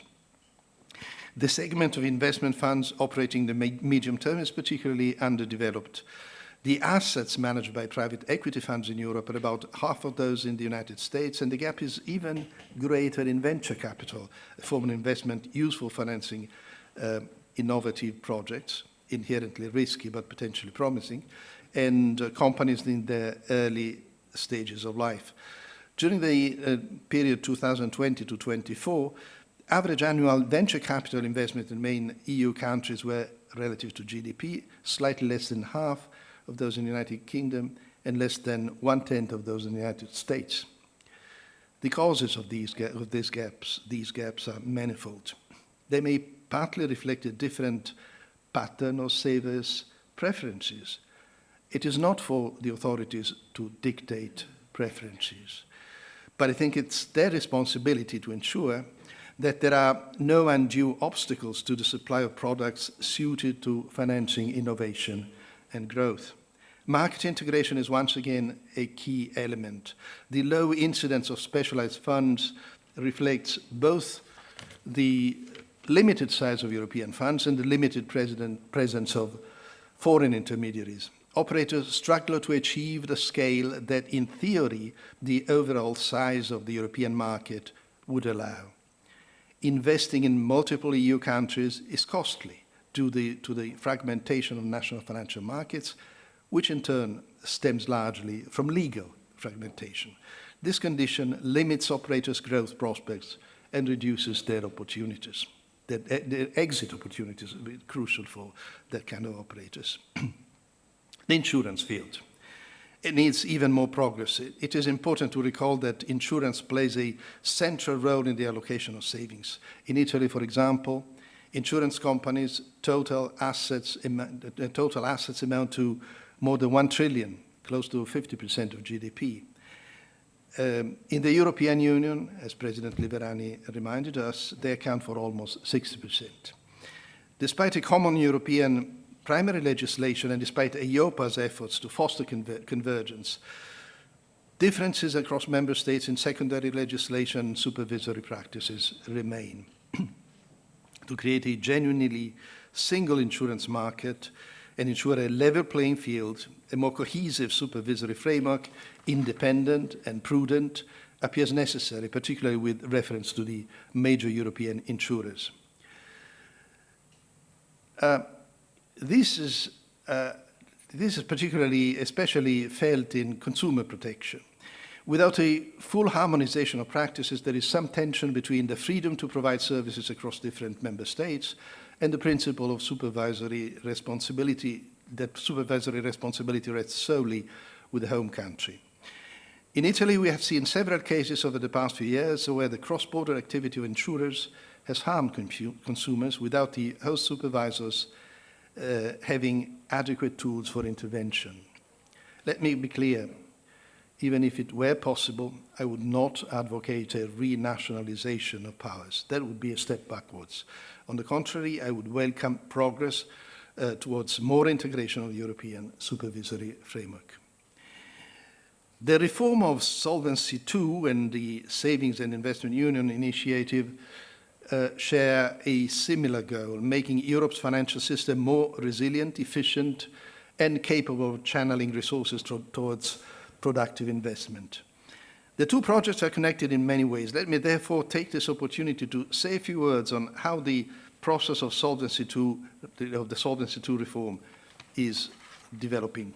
First, one key feature of the system, the volatility adjustment, and I think President Liverani made a mention of this, had been found to work in a very unsatisfactory way and needed to be revised. We appreciate that the reformed Solvency II improves its functioning in certain respects. At the same time, we cannot but observe that this improvement comes at the price of a further increase in complexity in a mechanism that was already quite complex and opaque. The need for adjustment stems from the rule of fair value accounting, which insurance regulation applies to a far larger extent than banking regulation does. While perhaps admirable in principle, in theory, in practice this principle often gives rise to undesired or counterproductive effects, which need to be corrected in an ad hoc, non-transparent ways that may be difficult for stakeholders to understand fully. Looking ahead, some reflection on the appropriate role and the limitations as well of full fair value accounting would be warranted, bearing in mind the structure of risk in insurance companies. It is something to consider for a future Solvency III. Second, the reform is likely to allow a significant release of capital. Our analysis show that if risks and capital remain unchanged, the solvency ratio of Italian insurance companies could increase on average by 14 percentage points. The precise impact cannot, in fact, be computed until the Level 2 rules are finalized. The consultation on the delegated regulation, as the Commissioner has just reminded us, the delegated regulation that will set the Level 2 rules has just ended. I would urge the Commission to consider the implication of a massive prudential capital release carefully when fine-tuning requirements. The argument is often made that capital freed from insurance companies' requirements will be put to more productive uses in the markets, and that this is a way to foster innovative investment in the real economy.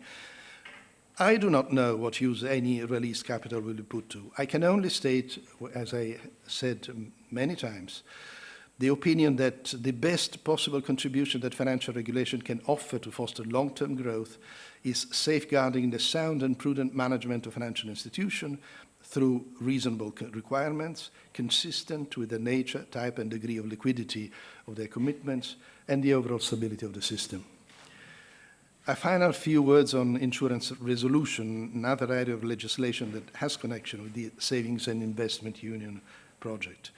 The new Insurance Recovery and Resolution Directive introduces a minimum harmonization rules. Notably, it improves the tools available for managing cross-border cases. This is surely welcome. In a longer-term perspective, a greater level of harmonization would be needed to establish a truly barrier-free European insurance market in the spirit of what I said about the need to overcome legal fragmentation in key areas, including bankruptcy. One important element would be the definition of a common framework for insurance guarantee schemes. Reflections on the experience on the application of the Banking Recovery and Resolution Directive would also be useful. Ladies and gentlemen, Europe, we often hear, is at a crossroads. A difficult international landscape with wars and tensions is challenging many uncertainties about matters of security and peace. The acceleration of technological innovation is likely to bring with itself both opportunity and risks, as it often does. The quality of today's collective choices can make a great difference to our future security and prosperity. The broad strategic choices are in the hands of elected governments. As financial regulators, we have the responsibility to be aware of the risk of the financial system and to prepare as best we can. Accelerating innovation, while likely to be beneficial in the long run, may well cause financial turbulence along the way, the more so as its effects could be compounded by global political uncertainties. Financial instability can never be completely avoided, but we can make the system more robust and resilient through wise, adaptable regulation. It is, I think, a fact that the financial system has shown remarkable resilience through the multiple exogenous crises of the early 2020s.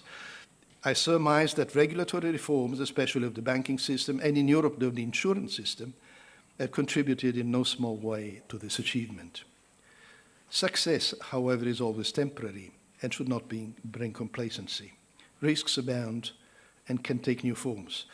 As memories of the great financial crisis fade, one sees sign of a temptation to relax the rules. That would not be wise, nor would it be in the long run interest of the industry itself. Streamlining, by all means. Weakening, no.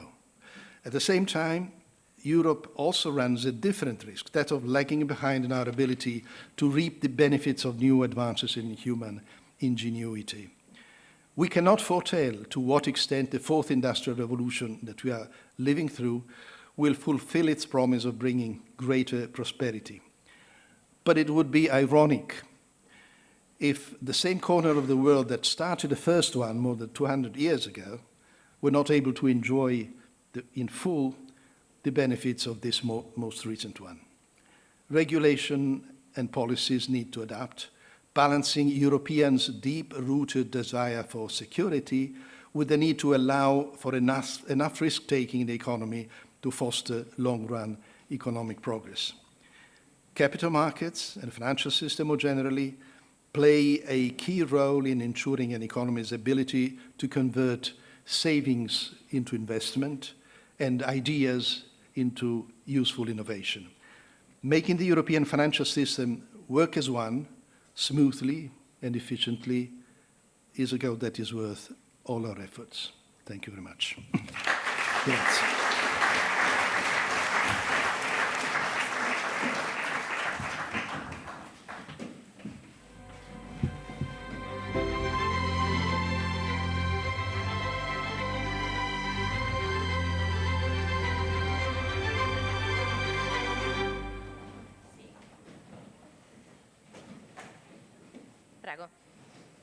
Continuiamo con il prossimo panel.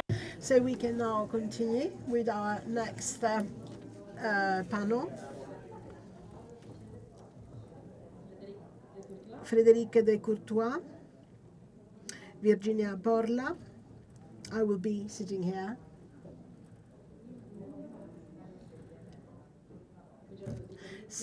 So, good morning, everyone. Frédéric de Courtois, President of Insurance Europe. We also have Fausto Parente, Executive Director of EIOPA. My name is Chiara Albanese. I head the Bloomberg in Italy, and I'm very, very happy to be here and to have this dialogue, to have this conversation with these guests.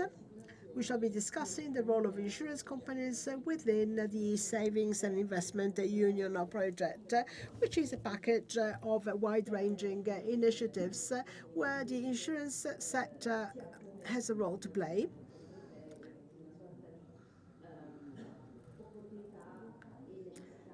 It is an opportunity, and it is also something necessary if we are to move in a convergent way, avoiding to miss an important opportunity. Let me start from Mr. de Courtois.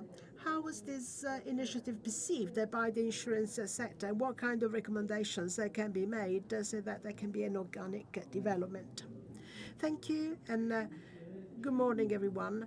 Let me start by saying something which was already mentioned this morning by the various speakers. The Savings and Investment Union is not just an opportunity, it is something needed, something necessary. And as Enrico was saying, time is running out. So we from the insurance industry would like to contribute to this success, to this achievement. We want to do this, and we can do it because today the insurance industry in Europe is one of the few economic sectors where we are still world leaders, we Europeans. This is an industry which is very strong. Let me just mention a number. We have a balance sheet of 10 trillion. So this is huge firepower, and we want to use it to contribute to this objective. So what are the key topics that are top on our mind? Well, first, the latest proposal made by the Commission concerning the savings and investment accounts. And as Giovanni was saying, we were rather disappointed by this proposal because there is no mention of the insurance sector.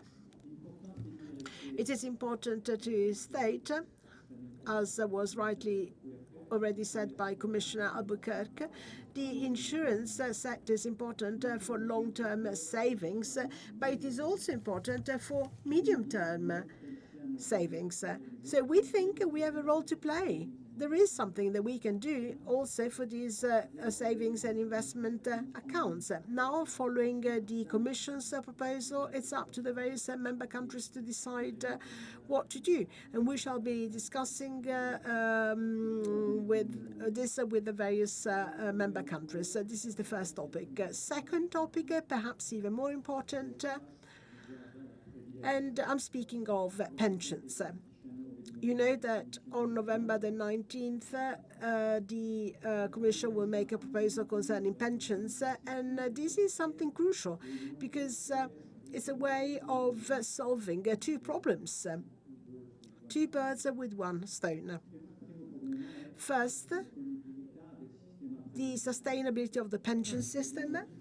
We needed to reshape, to reform our pension system so that it can be made sustainable. And the second opportunity, the second objective that will be achieved is that we would solve one of the most serious problems that we have in Europe, that is to say the lack of savings for long-term investments. If I compare our situation with that of the US, or if I see the situation in more successful countries such as the Netherlands, they have funds that are used. So together with the first pillar, we need to have a second and third pillar in our pension system. It is the only way in which we can have long-term investments using risky assets or equity. So not just riskless or risk-free investments. Let me touch upon a third topic, which was also discussed previously, Solvency II. Naturally, this is very important. We are very much in favor of Solvency II. there is a very strong prudential approach, high quality, thanks to Solvency II, perhaps a bit too prudent, a bit too cautionary. We were very happy with level 1, with the text which had been voted over 1 year ago by the Parliament. And then Europe, because it is Europe, the Parliament voted something, okay, but then it takes years of discussions to get to levels 2 and 3. So it's a sort of guerrilla involving Brussels, Frankfurt, the industry, after which we can finally get to the final text. Now, the level 2 text will be with us in the next few weeks. I hope that it does not question what had already been decided at the political level, because this was, after all, the discussion the last 18 months. We had a good text at level 1, and then our friends in Brussels and Frankfurt wanted to do something different. They want to be a bit more conservative, a bit more prudent. I am confident, but these are the 3 topics. So thank you very much for your very practical comments. Certainly there is a broader theme, the fact that the insurance sector is at a crucial intersection between citizens and European institutions. Let me ask Virginia Borla, considering the various policies that can be adopted and considering the various decisions, what are the policies or the approaches that insurance companies can use so that they can be positioned in the best possible way given the current decision-making phase? Well, good morning, everyone. Let me start from the content of the recommendation, which focuses on the world of investments, how is money to be invested, how are savings to be channeled. But let's not forget that there is another half of the equation, those who need to put up the money. We have current accounts throughout Europe with large amounts of money deposited. We did try to say that keeping money on your current account does not defend you against inflation, does not protect you against inflation. We did try to explain that investments are a value. We did say that it makes sense to rechannel this money into the production sector, into the real economy. We did try to make this point. This morning, Commissioner Albuquerque said that we must find a way to do this, to achieve this. Well, fine, but in order to achieve this objective, you need to be able to speak to the people, to the private individuals, and we insurance companies have an important role to play in this. Of course, we all need to learn how to navigate this very complex world, and we do know that there are significant amounts involved, which naturally means that we need to pay the utmost attention. However, we don't want to force people to jump right in the middle of this sea. We can help them with some support mechanisms. And yes, I know that you're referring also to the fact that sometimes private individuals feel very remote. So yes, we can act as a lifesaver. We can help out those who are not familiar with these very choppy seas. Even those who are not familiar with the world of investments can perhaps be assisted in approaching gently this new world. We can act as a bridge. This morning we had someone saying we are a bridge between entrepreneurs, business people, and savers. Well, we as as an industry, we are a bridge between generations. We are a bridge between wealth and investments, but also we provide the support helping people to face up to risks. We act as a parachute. We can help people invest because if anything wrong happens, they don't need to disinvest. They can have investments which are guaranteed over time with no risk of fluctuations. So in my portfolio, I can include investments which may fluctuate. And by the way, this is something which people who are used to current accounts are not familiar with, but to be able to provide the savers and retail investors with these guarantees certainly helps. And I think that excluding the insurance sector from this recommendation has deprived this project from an important component. Let me remind you, the objective of this norm is not large investors. They already know how to operate. They have their consultants, they have their advisors, they know who to go to within their bank. We are here to help small investors, small savers who would be afraid to be left to operate single-handed and need instead to be assisted. Let me just have a quick follow-up on this. So this is when the time has come to further enhance your role, or how else do you see your part? How can you best contribute to the success of this European initiative? And when do we need to have your role enhanced? Yesterday, I should say? Well, as quickly as possible, today. It's a recommendation. It's not a regulation. There is time for reflection, for negotiation, for discussion. So the time is right for us to be included in this consulting process, in this reflection. So can we ask Mr. Parente to give us some additional details as to the contribution that the insurance sector can give to contribute to the success of this initiative? Well, EIOPA is trying to suggest something concrete to the Commission. This has not been made public as yet because the recommendation mentioned by the Commissioner this morning really concerns something else. By the way,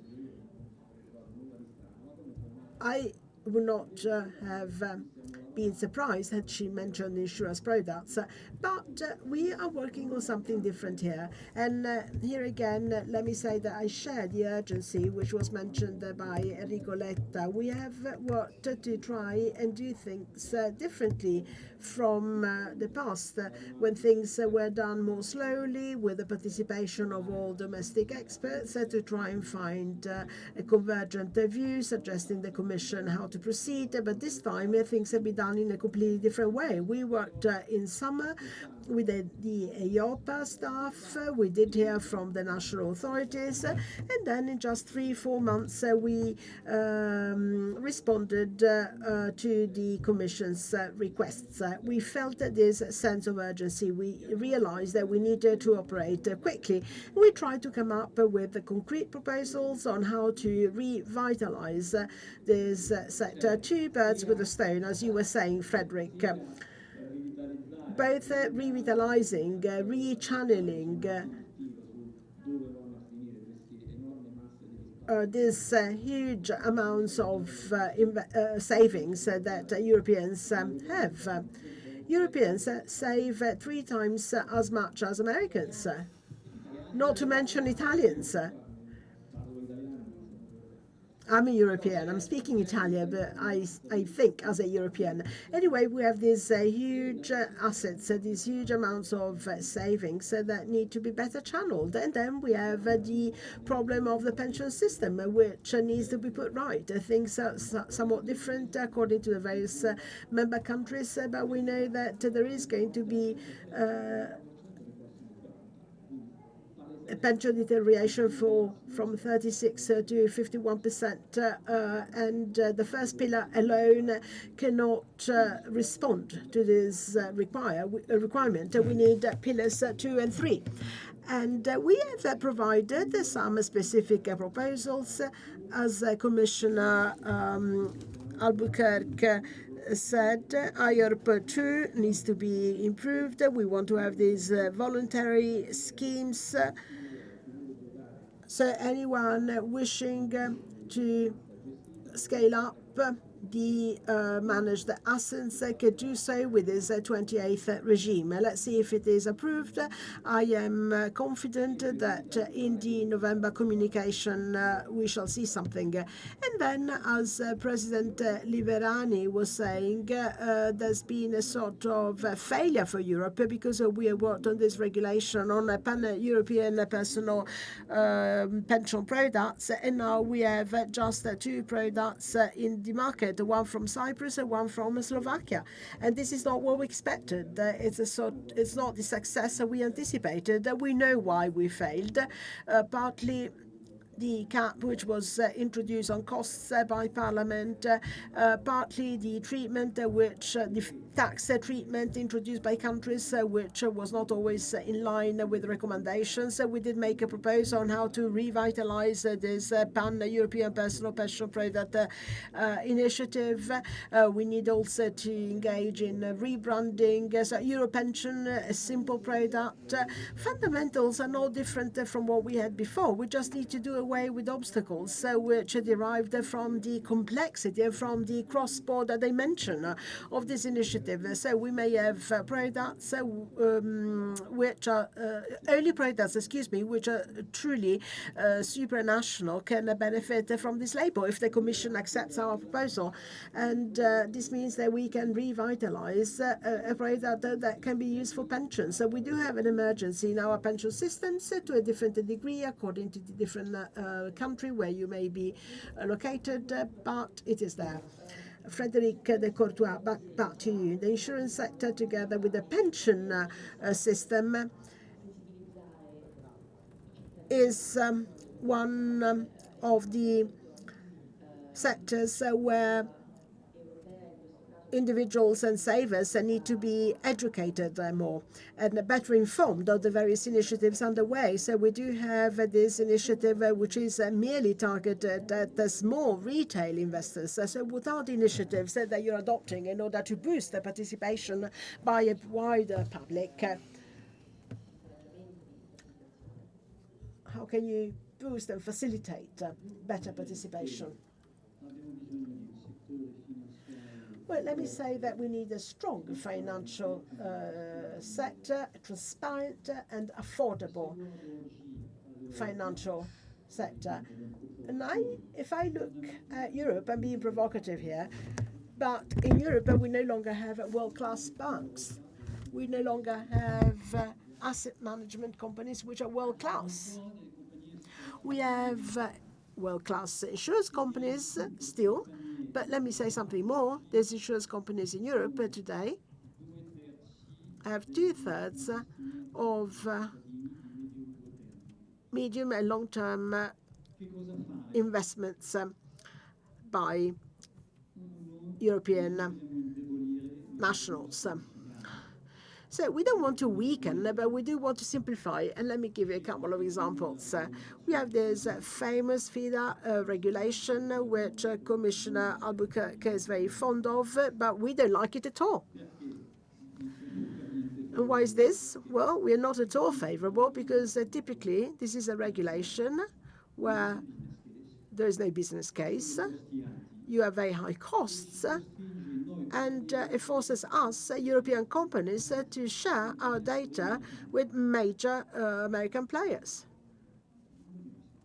Come on. We don't want to inflict self-harm. As you would say in English, why? So for us, it's an all-go. AI Act, the AI Act. This is another example. Of course, we want to regulate artificial intelligence. We know that. This is quite clear, but the AI Act regulated everything without even knowing what artificial intelligence is going to be like in 2 years' time. So we have all sorts of norms, all sorts of rules, high risk. The insurance company, is considered to be high risk, lots of constraints and limits. But when it was enacted, there was no knowledge as to what AI agents could do. And then we also need to have a real single market. We need to have platforms and exchanges which need to be of very high quality indeed, so that costs are lower. We want to have solvency rules which are totally harmonized. I know it's not easy, but this is what having a single market means, and this is something that we have been lacking for the past 25 years. And then one final point. I know that EIOPA is working on this. We want to favor and promote investments by insurance companies into infrastructure or into small and medium enterprises or into venture capital. And we can achieve this with private-public partnerships. We can achieve this with a good and right solvency levels for these sectors. So we know exactly what needs to be done. We are only too aware of what needs to be done, but it must be done. If I may, I would like to make reference to this final remark with Virginia Borra. We've talked about how to involve citizens and how to protect them, given the significant changes at a global level. There is political tension between the United States and Europe.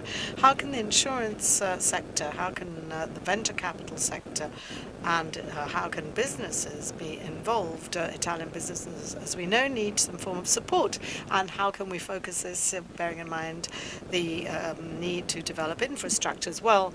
A lot has already been said. I'm going to try and say something new.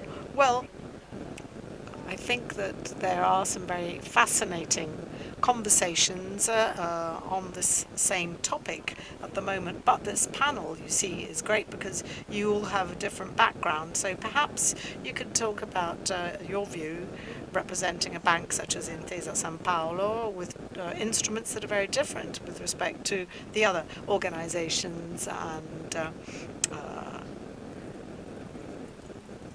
businesses represented here. Well, certainly, as a bank, insurance bank, we can have significant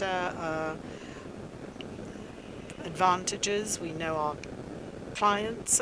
We can provide, as I say, a dual form of support. So we have a range of options available to support businesses with a very, let's say, varied offering. Going back to insurance, which is today's focus, certainly there are a number of things that have to be said with respect to the new solvency.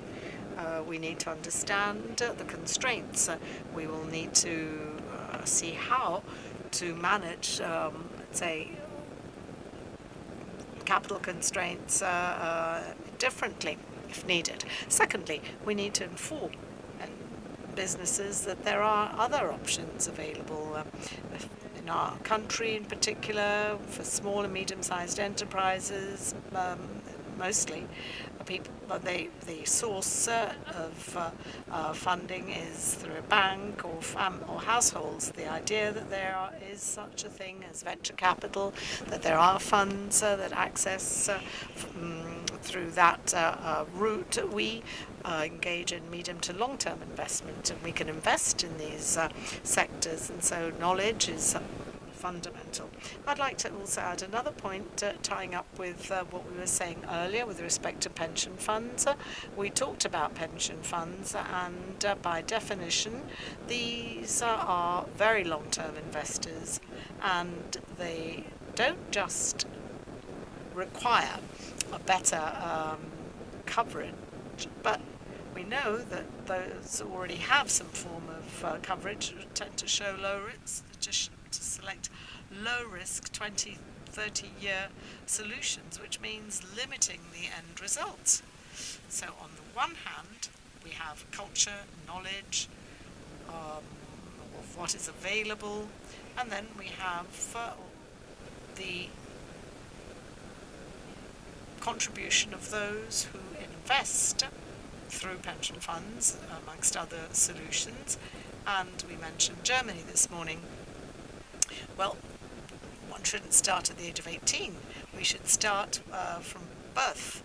And therefore, when we need to consider a significant reform of the pension system, we have to look at sociology and not just demographics. Often we know it's the grandparents who have the household wealth, and sometimes we know that families have changed. We're not just talking about relatives here, but we've not evolved in the same way.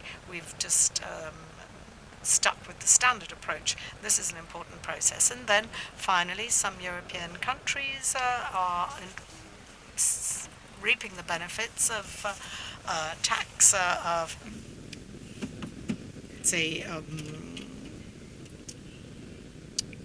mechanisms that reward consumers who keep investment for a period of 8 years or more, depending on the country.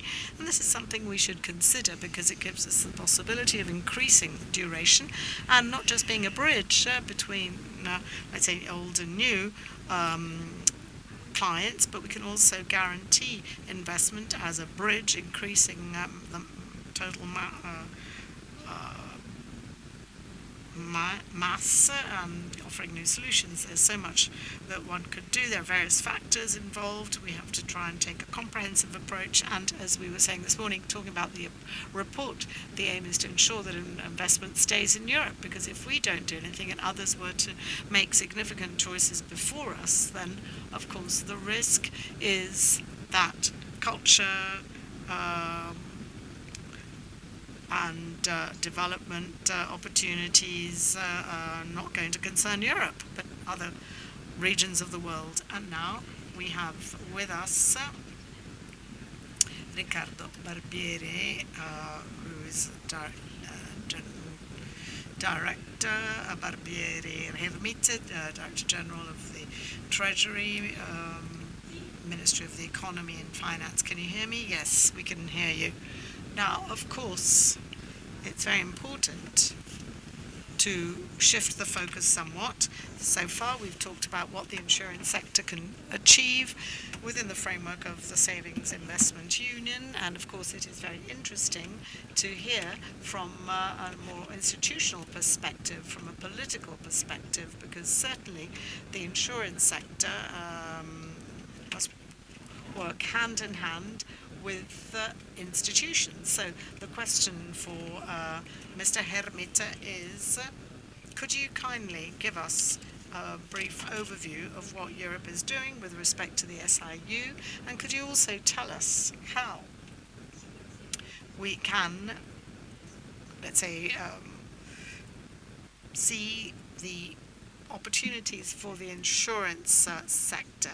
Good morning. As you probably know, this new stage in an effort to complete the European capitals market started last year with a Eurogroup statement that was broadened to include, let's say, a European Union initiative.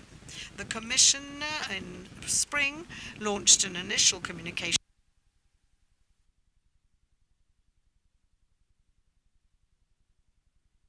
There is an important block, that of securitization. More recently, we have seen the effects on the investment product for savers, for customers, and we're now awaiting other aspects such as integration and, in the long term, unification of banking supervision, both in the capital markets and in the pension fund sector as well.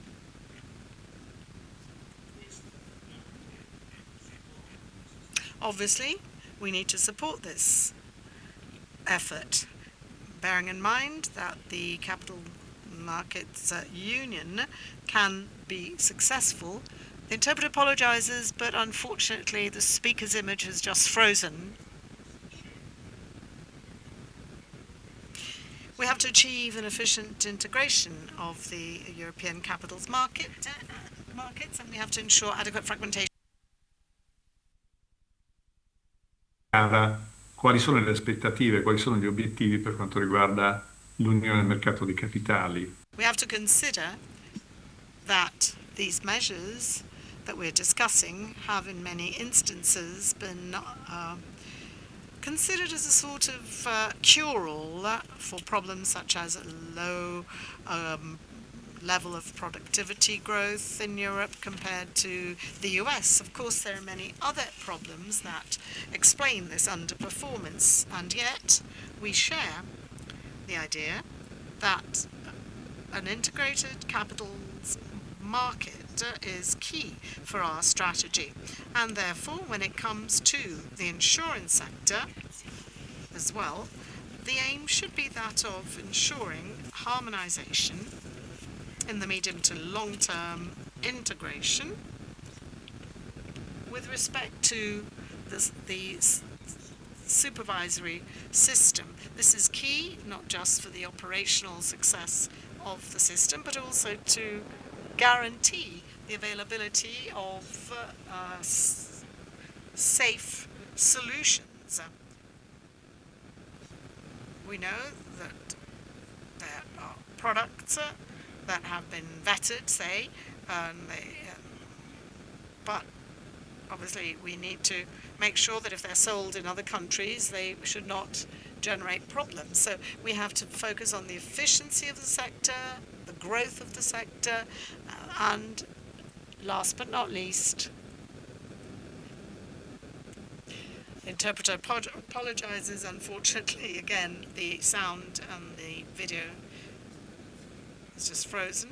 We have to, in Italy, consider that the focus should be on the most important topics, so namely pension funds. I don't know if this is something that could be discussed at a later stage. Thank you. I'd like to go back to Fausto Parente briefly to ask for an additional comment on a topic that we touched upon briefly, i.e. how to ensure that funds and the European market can, let's say, develop and expand more than we're seeing at the moment compared to the US. What are your recommendations, and how can we guarantee a sort of harmonization of the European market liable to make Europe more competitive with respect to other giants? And I'd also like to ask you to comment briefly on what Riccardo Barbieri Hermita said, representing the institutions, if you will. Well, I must say, as Mr. Letta said, in November we're going to see a recommendation only, and it's a shame, but at least we have something on the pension dashboard, pension tracking system, and these are tools that almost compel workers to save with this self-enrollment process. This is the second pillar, because there is significant trust in the way in which employers manage funds. But in a way, this has to be almost compulsory, with opting out mechanisms if needed, if a worker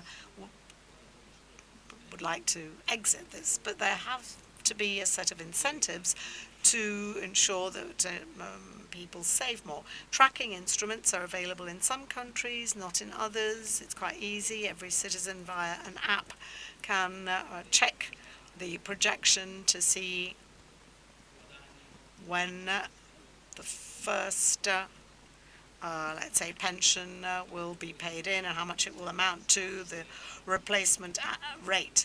And very few European citizens have this type of information. So this is important to incentivize savings in the long term. However, let me add that the sector can also improve somewhat, not just from an institutional point of view with tax incentives, which of course are always important, but let's not forget that the products available must be in line with the different needs. We've seen the initiatives of the group of countries, part of the countries of the willing, Invest Europe, a 5-year time horizon, if I'm not mistaken, but to catch two birds with a stone, address the pension gap and better channel private investment in the economy, it takes more.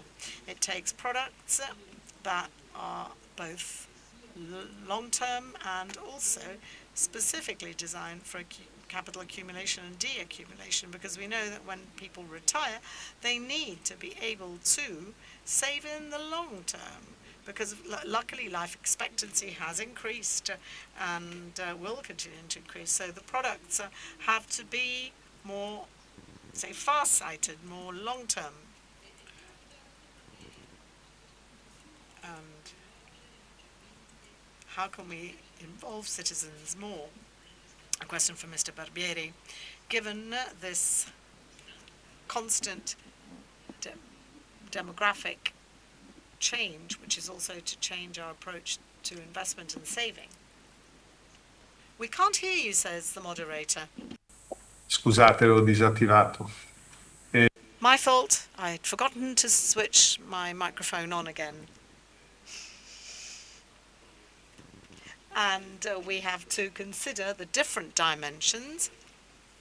Of course, the sooner we start, the better. The sooner we start accumulating in pension funds, the more likely it is that over time there will be the possibility of accumulating capital with an important benefit. So this is a culture that needs to be introduced in a country that traditionally has quite a high savings rate, and with simple instruments capable of being efficient from an IT point of view, then users could identify possible scenarios, possible benefits,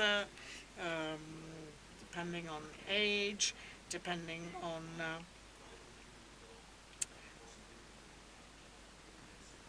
say their selection, their choice with respect to savings propensity. We're also to consider other forms. Europe is characterized by banking deposits that are the preferred, let's say, savings solution. That being the case, however, financial education can also be used for people to have a rather more advanced vision, and therefore it'll be possible for capital to flow into the system. We know that banks, by definition, are lenders, and we're not suggesting that we should eliminate banking loans as a way of supporting businesses or households when they decide to buy a new home. But certainly this is something that can be developed further. Thank you very much. Today we've had a long morning, which has been very intense. I have one final question, a short question for each of the panelists. What would you like to see in Europe in a few years' time? What is your, let's say, wish? What's at the top of your wish list? I think we know what needs to be done. thanks to the two excellent reports by Enrico Letta and Mario Draghi, we have no doubt as to where we should be heading. It's all about implementation, and that's not easy because the European Commission has always regulated. That's what we've always asked. Now we're saying, oh, sorry, you should make Europe competitive. Well, that's a different matter altogether. So my hope is that the Commission and all key players at a European and national level may have the courage it takes to change things properly so that Europe can become more competitive. One final closing remark. Europe is characterized by a very high level of savings. I'm sorry if I stumbled on this Italian word. It's also a very competitive context. There's going to be a clash between insurance companies and asset management companies. There's a difference. Big insurance companies are almost all European. Asset managers are almost all American. I would like to have a level playing field. I would like everyone to be aware of what value can be brought by and is brought by insurance companies. Two things, namely, retail distribution networks, agents, intermediaries, banks. They can provide the right type of advice, and insurance companies bring something very important that's very important compared to asset managers. We can provide capital guarantees. We can provide annuities. I'm sorry, again, I'm stumbling on this word. It's very hard to speak in Italian throughout the panel. I was not given the choice. I haven't been speaking Italian in 5 years. Well, no, you're doing great. So, annuities. We also bring in guarantees in case of death, disability, and this is very useful. We have to be brave, we have to be bold, and recognize the value of big and small insurance companies in Europe.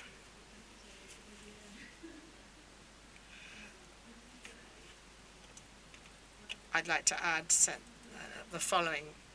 I want to say something different compared to the other panelists. Of course, we have to remember that this sector has a lot to give, and shouldn't just be considered as a source of funding when the budget discussion is taking place. I've had a background in banking and insurance. These two worlds are based on a different set of rules, and it's important to continue reminding people that this world is somewhat unique and has its own set of features, and we have to be forward-looking and not backward-looking. Take the case of pensions. Well, at some point in time, in terms of communication, we were inviting people to, carry out verifications and so on, and checks. People don't. They think that's something that's way into the future. We should stop thinking about young people as our future, but as our present.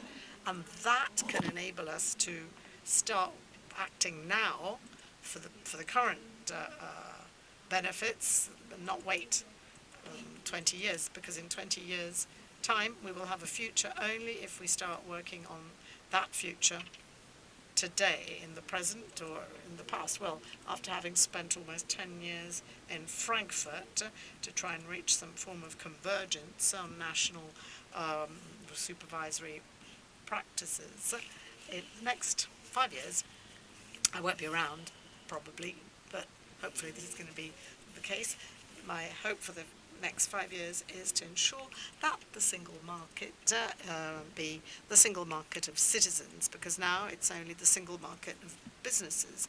Businesses decide to settle in a country and can sell everywhere in Europe, and it's becoming easier thanks to digital channels. A citizen who chooses to purchase or invest in a cross-border product doesn't know what supervisory regime will be applied. So treatment is different depending on place of birth, residence, and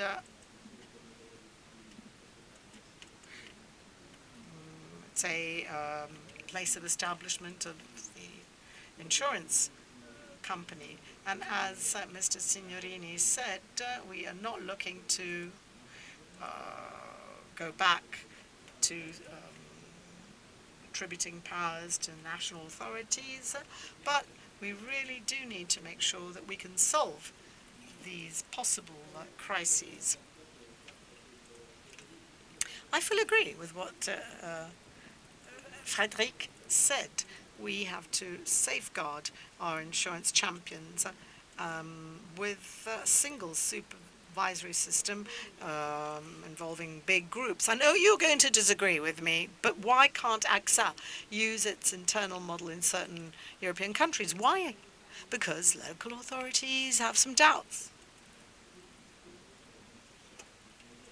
These differences must be overcome. It's not something that's going to happen in the next 5 years or so, but this is my wish.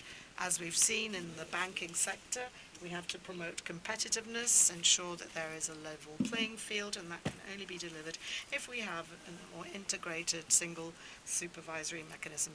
The last to speak is going to be Mr. Barbieri.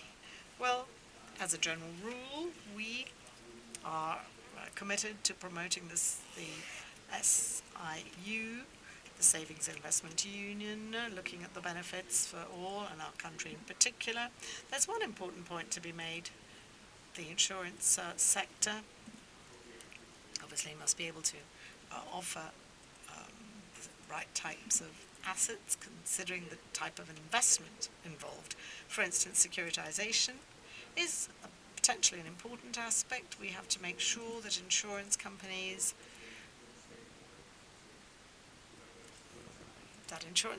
can invest in this type of asset, and for this there have to be adequate regulations in place, a regular set of rules. And then we have to also look to those sectors where the public investment element is the strongest. Private investors, on the other hand, could have an important role to play.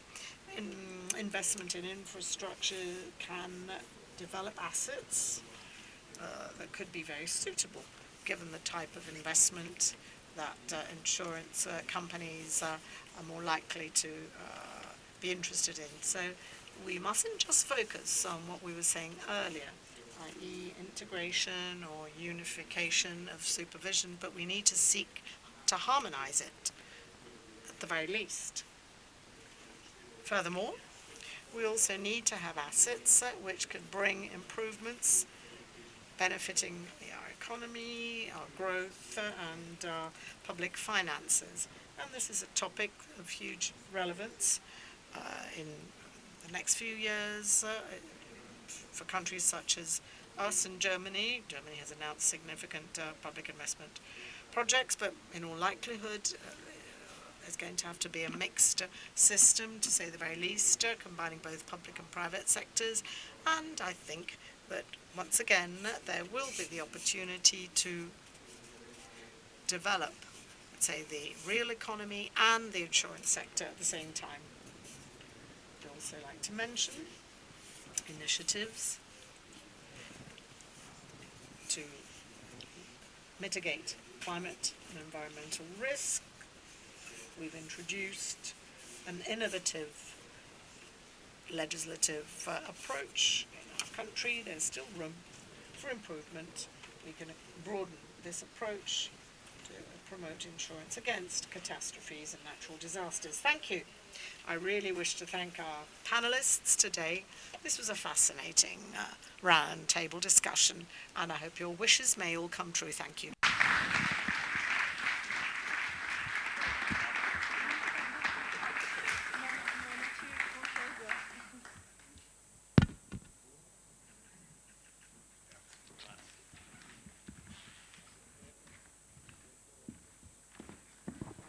Federico Freni, Federico Freni, Undersecretary, Ministry of Finance. Buongiorno, facciamo finire il jingle. Buongiorno. Good morning, everyone. Thank you very much, Mr. Liverani. Thank you very much, ANIA. Where's Chiara? Well, let me start from the last question that Chiara had asked, addressing the previous speakers. What do we need to do for the future? So I'd like to start from there. Chiara, I'm sorry, I borrowed one of your questions. Look, I will try to be honest. Perhaps we need to wake up. We need a wake-up call for the future. Perhaps we need to be a bit less of a dreamer, a bit more of a practitioner. By the way, I was a dreamer in the past, and I dreamt of the Capital Markets Union. I still remember that. I am a dreamer of the CMU. I'm very happy. However, there is something that Commissioner Albuquerque said. We are watching you, she said. Is that a promise or a threat? By the way, I'm delighted. I'm only too happy if someone is watching over us, if someone helps us to make progress. However, the experience of the last few years teaches me that, yes, we have been often watched, but very rarely did we manage to achieve actual results. And Enrico's quite right when he said that every year that goes by, well, I would say every day that goes by, we become less resilient and financially weaker, more fragile. So, however, I don't want to disappoint you, but we cannot imagine that this can be done for small savers and not for large savers. Anyone who's operated in the market, even once, is perfectly aware of the fact that this project cannot only be addressed to small savers, otherwise it will fail. Small savers do not make up the market. The market is something else altogether. But what do we mean exactly by small savers, by the way? These savings that we have on current accounts, yes.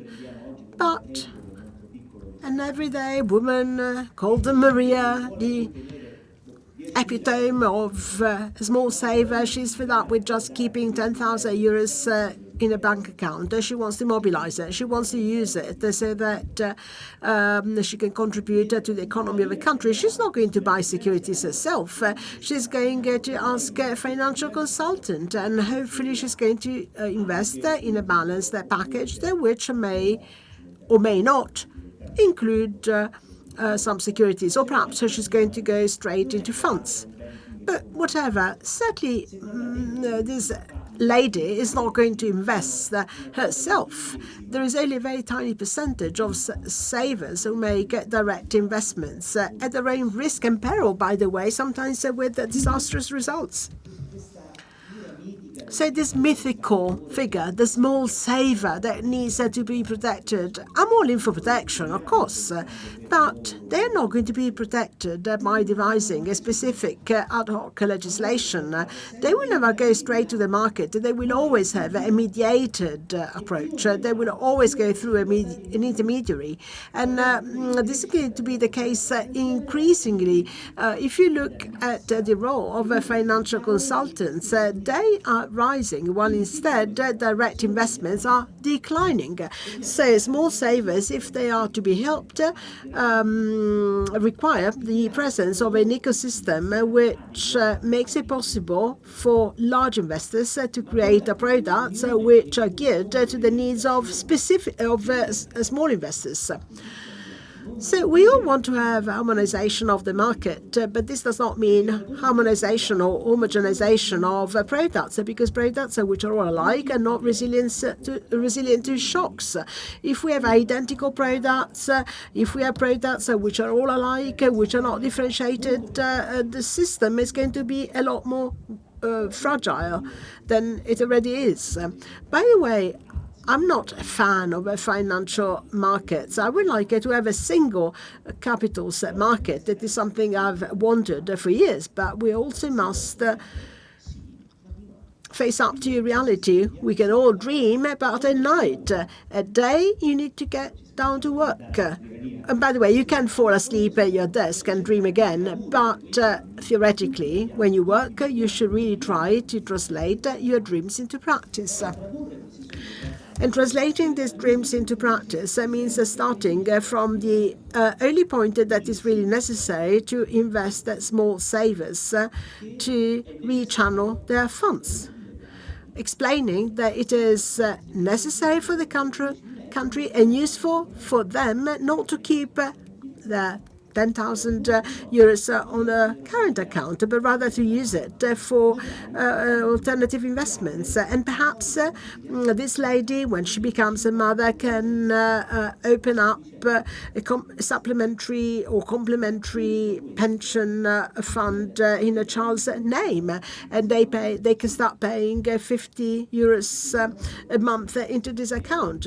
And she can also underwrite an LTC, which means that she's going to be reassured and guaranteed. And we also know that we can expect healthcare costs in Italy to be lower and not higher. And then, if she so wishes, she can also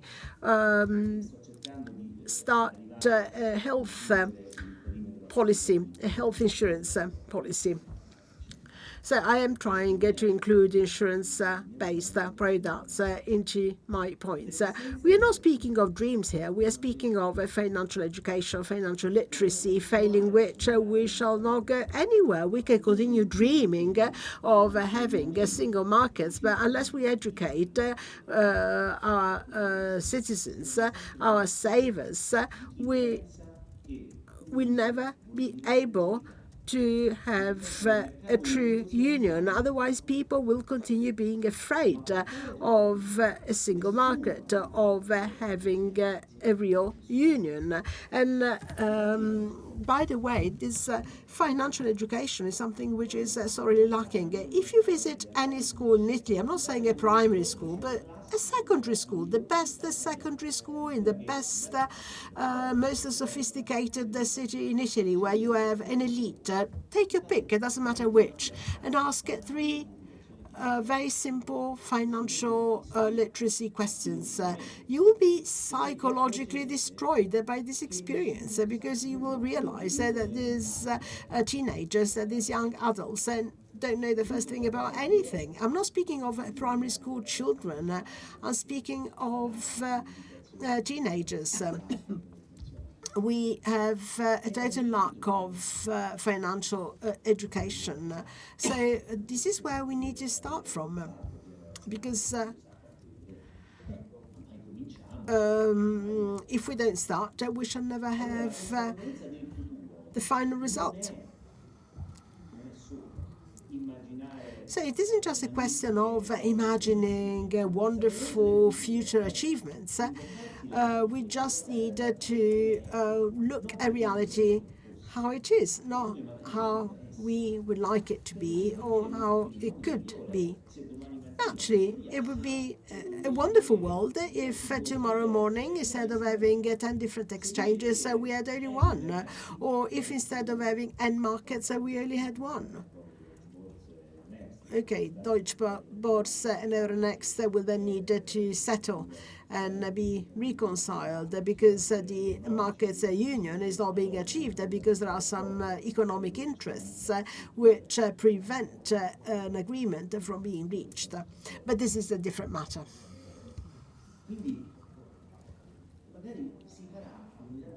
Perhaps we can get to this unity, to the union, where we understand that the market is not just an ice cream shop where you choose the flavors that you prefer.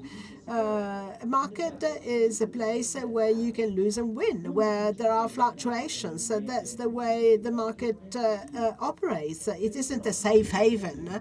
Otherwise, you may think that it is a right to have zero interest rates and a mortgage with a zero interest rate. One is said it is just a twist of fate, and then people are just very surprised because interest rates are rising. Why are you surprised? They were at zero. This is not the norm.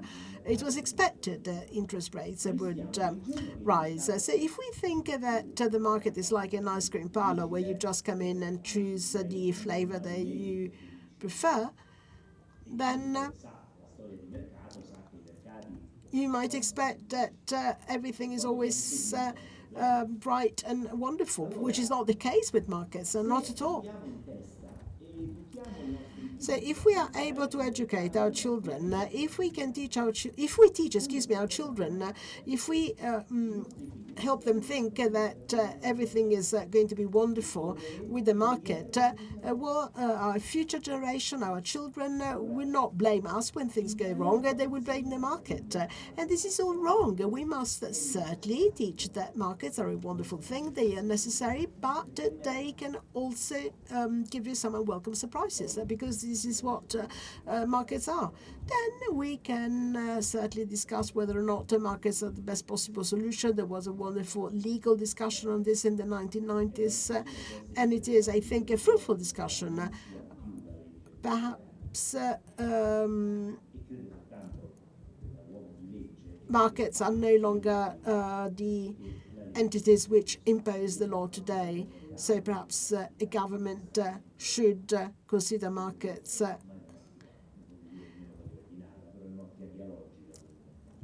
entering into dialogue with the market without having the market impose its own laws on them. But anyway, if we re-educate,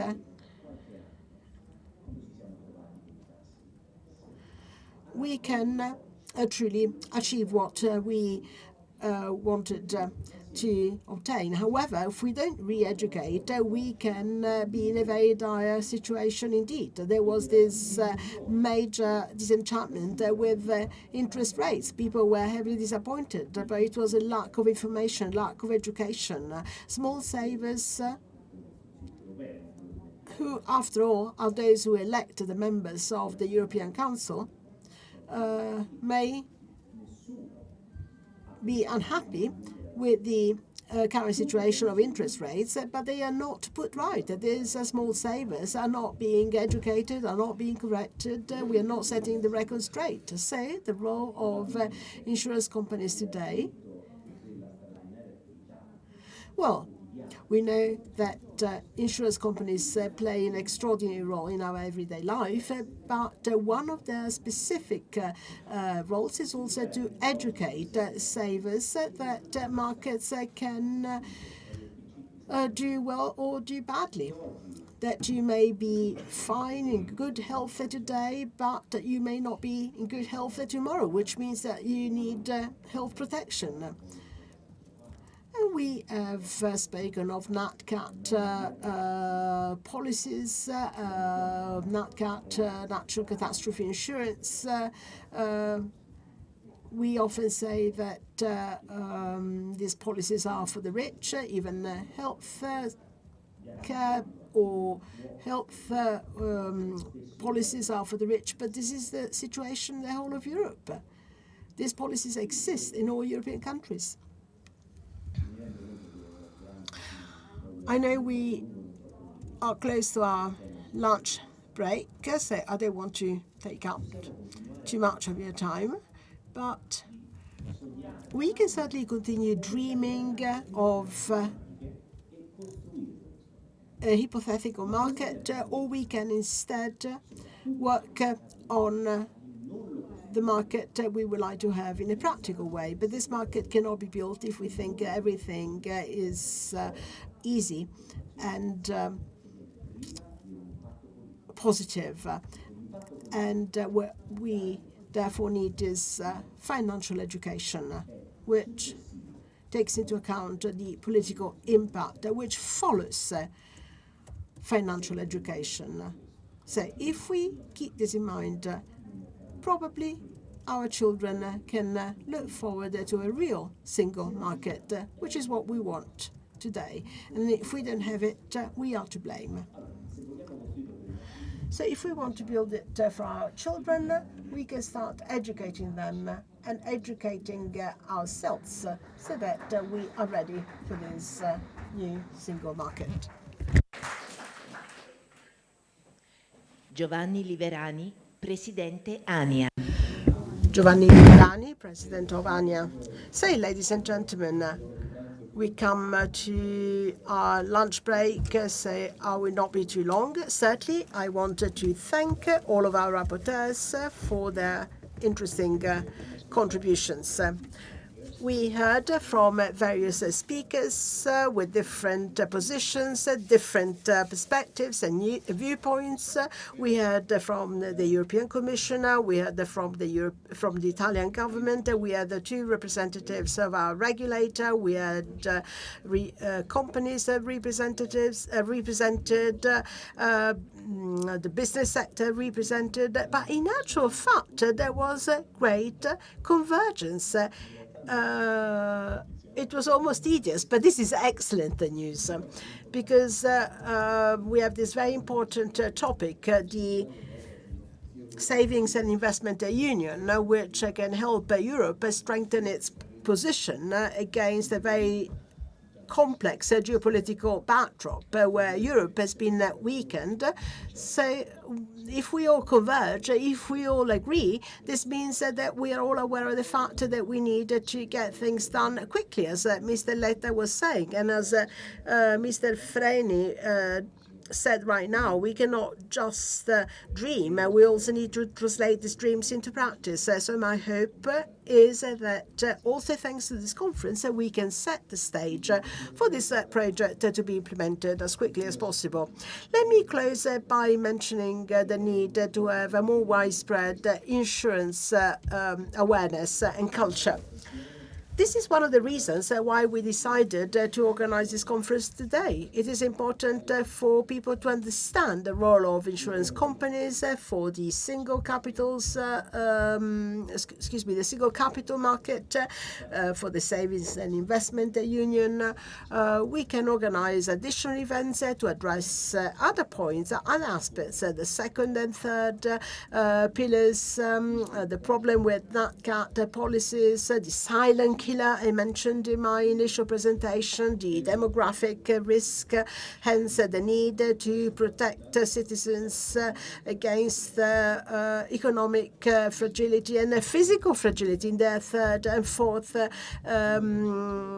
Long-term care initiatives are a case in point. It is something that we need to consider very carefully, and also the need to produce financial education for Signora Maria, for this hypothetical investor, and for her children.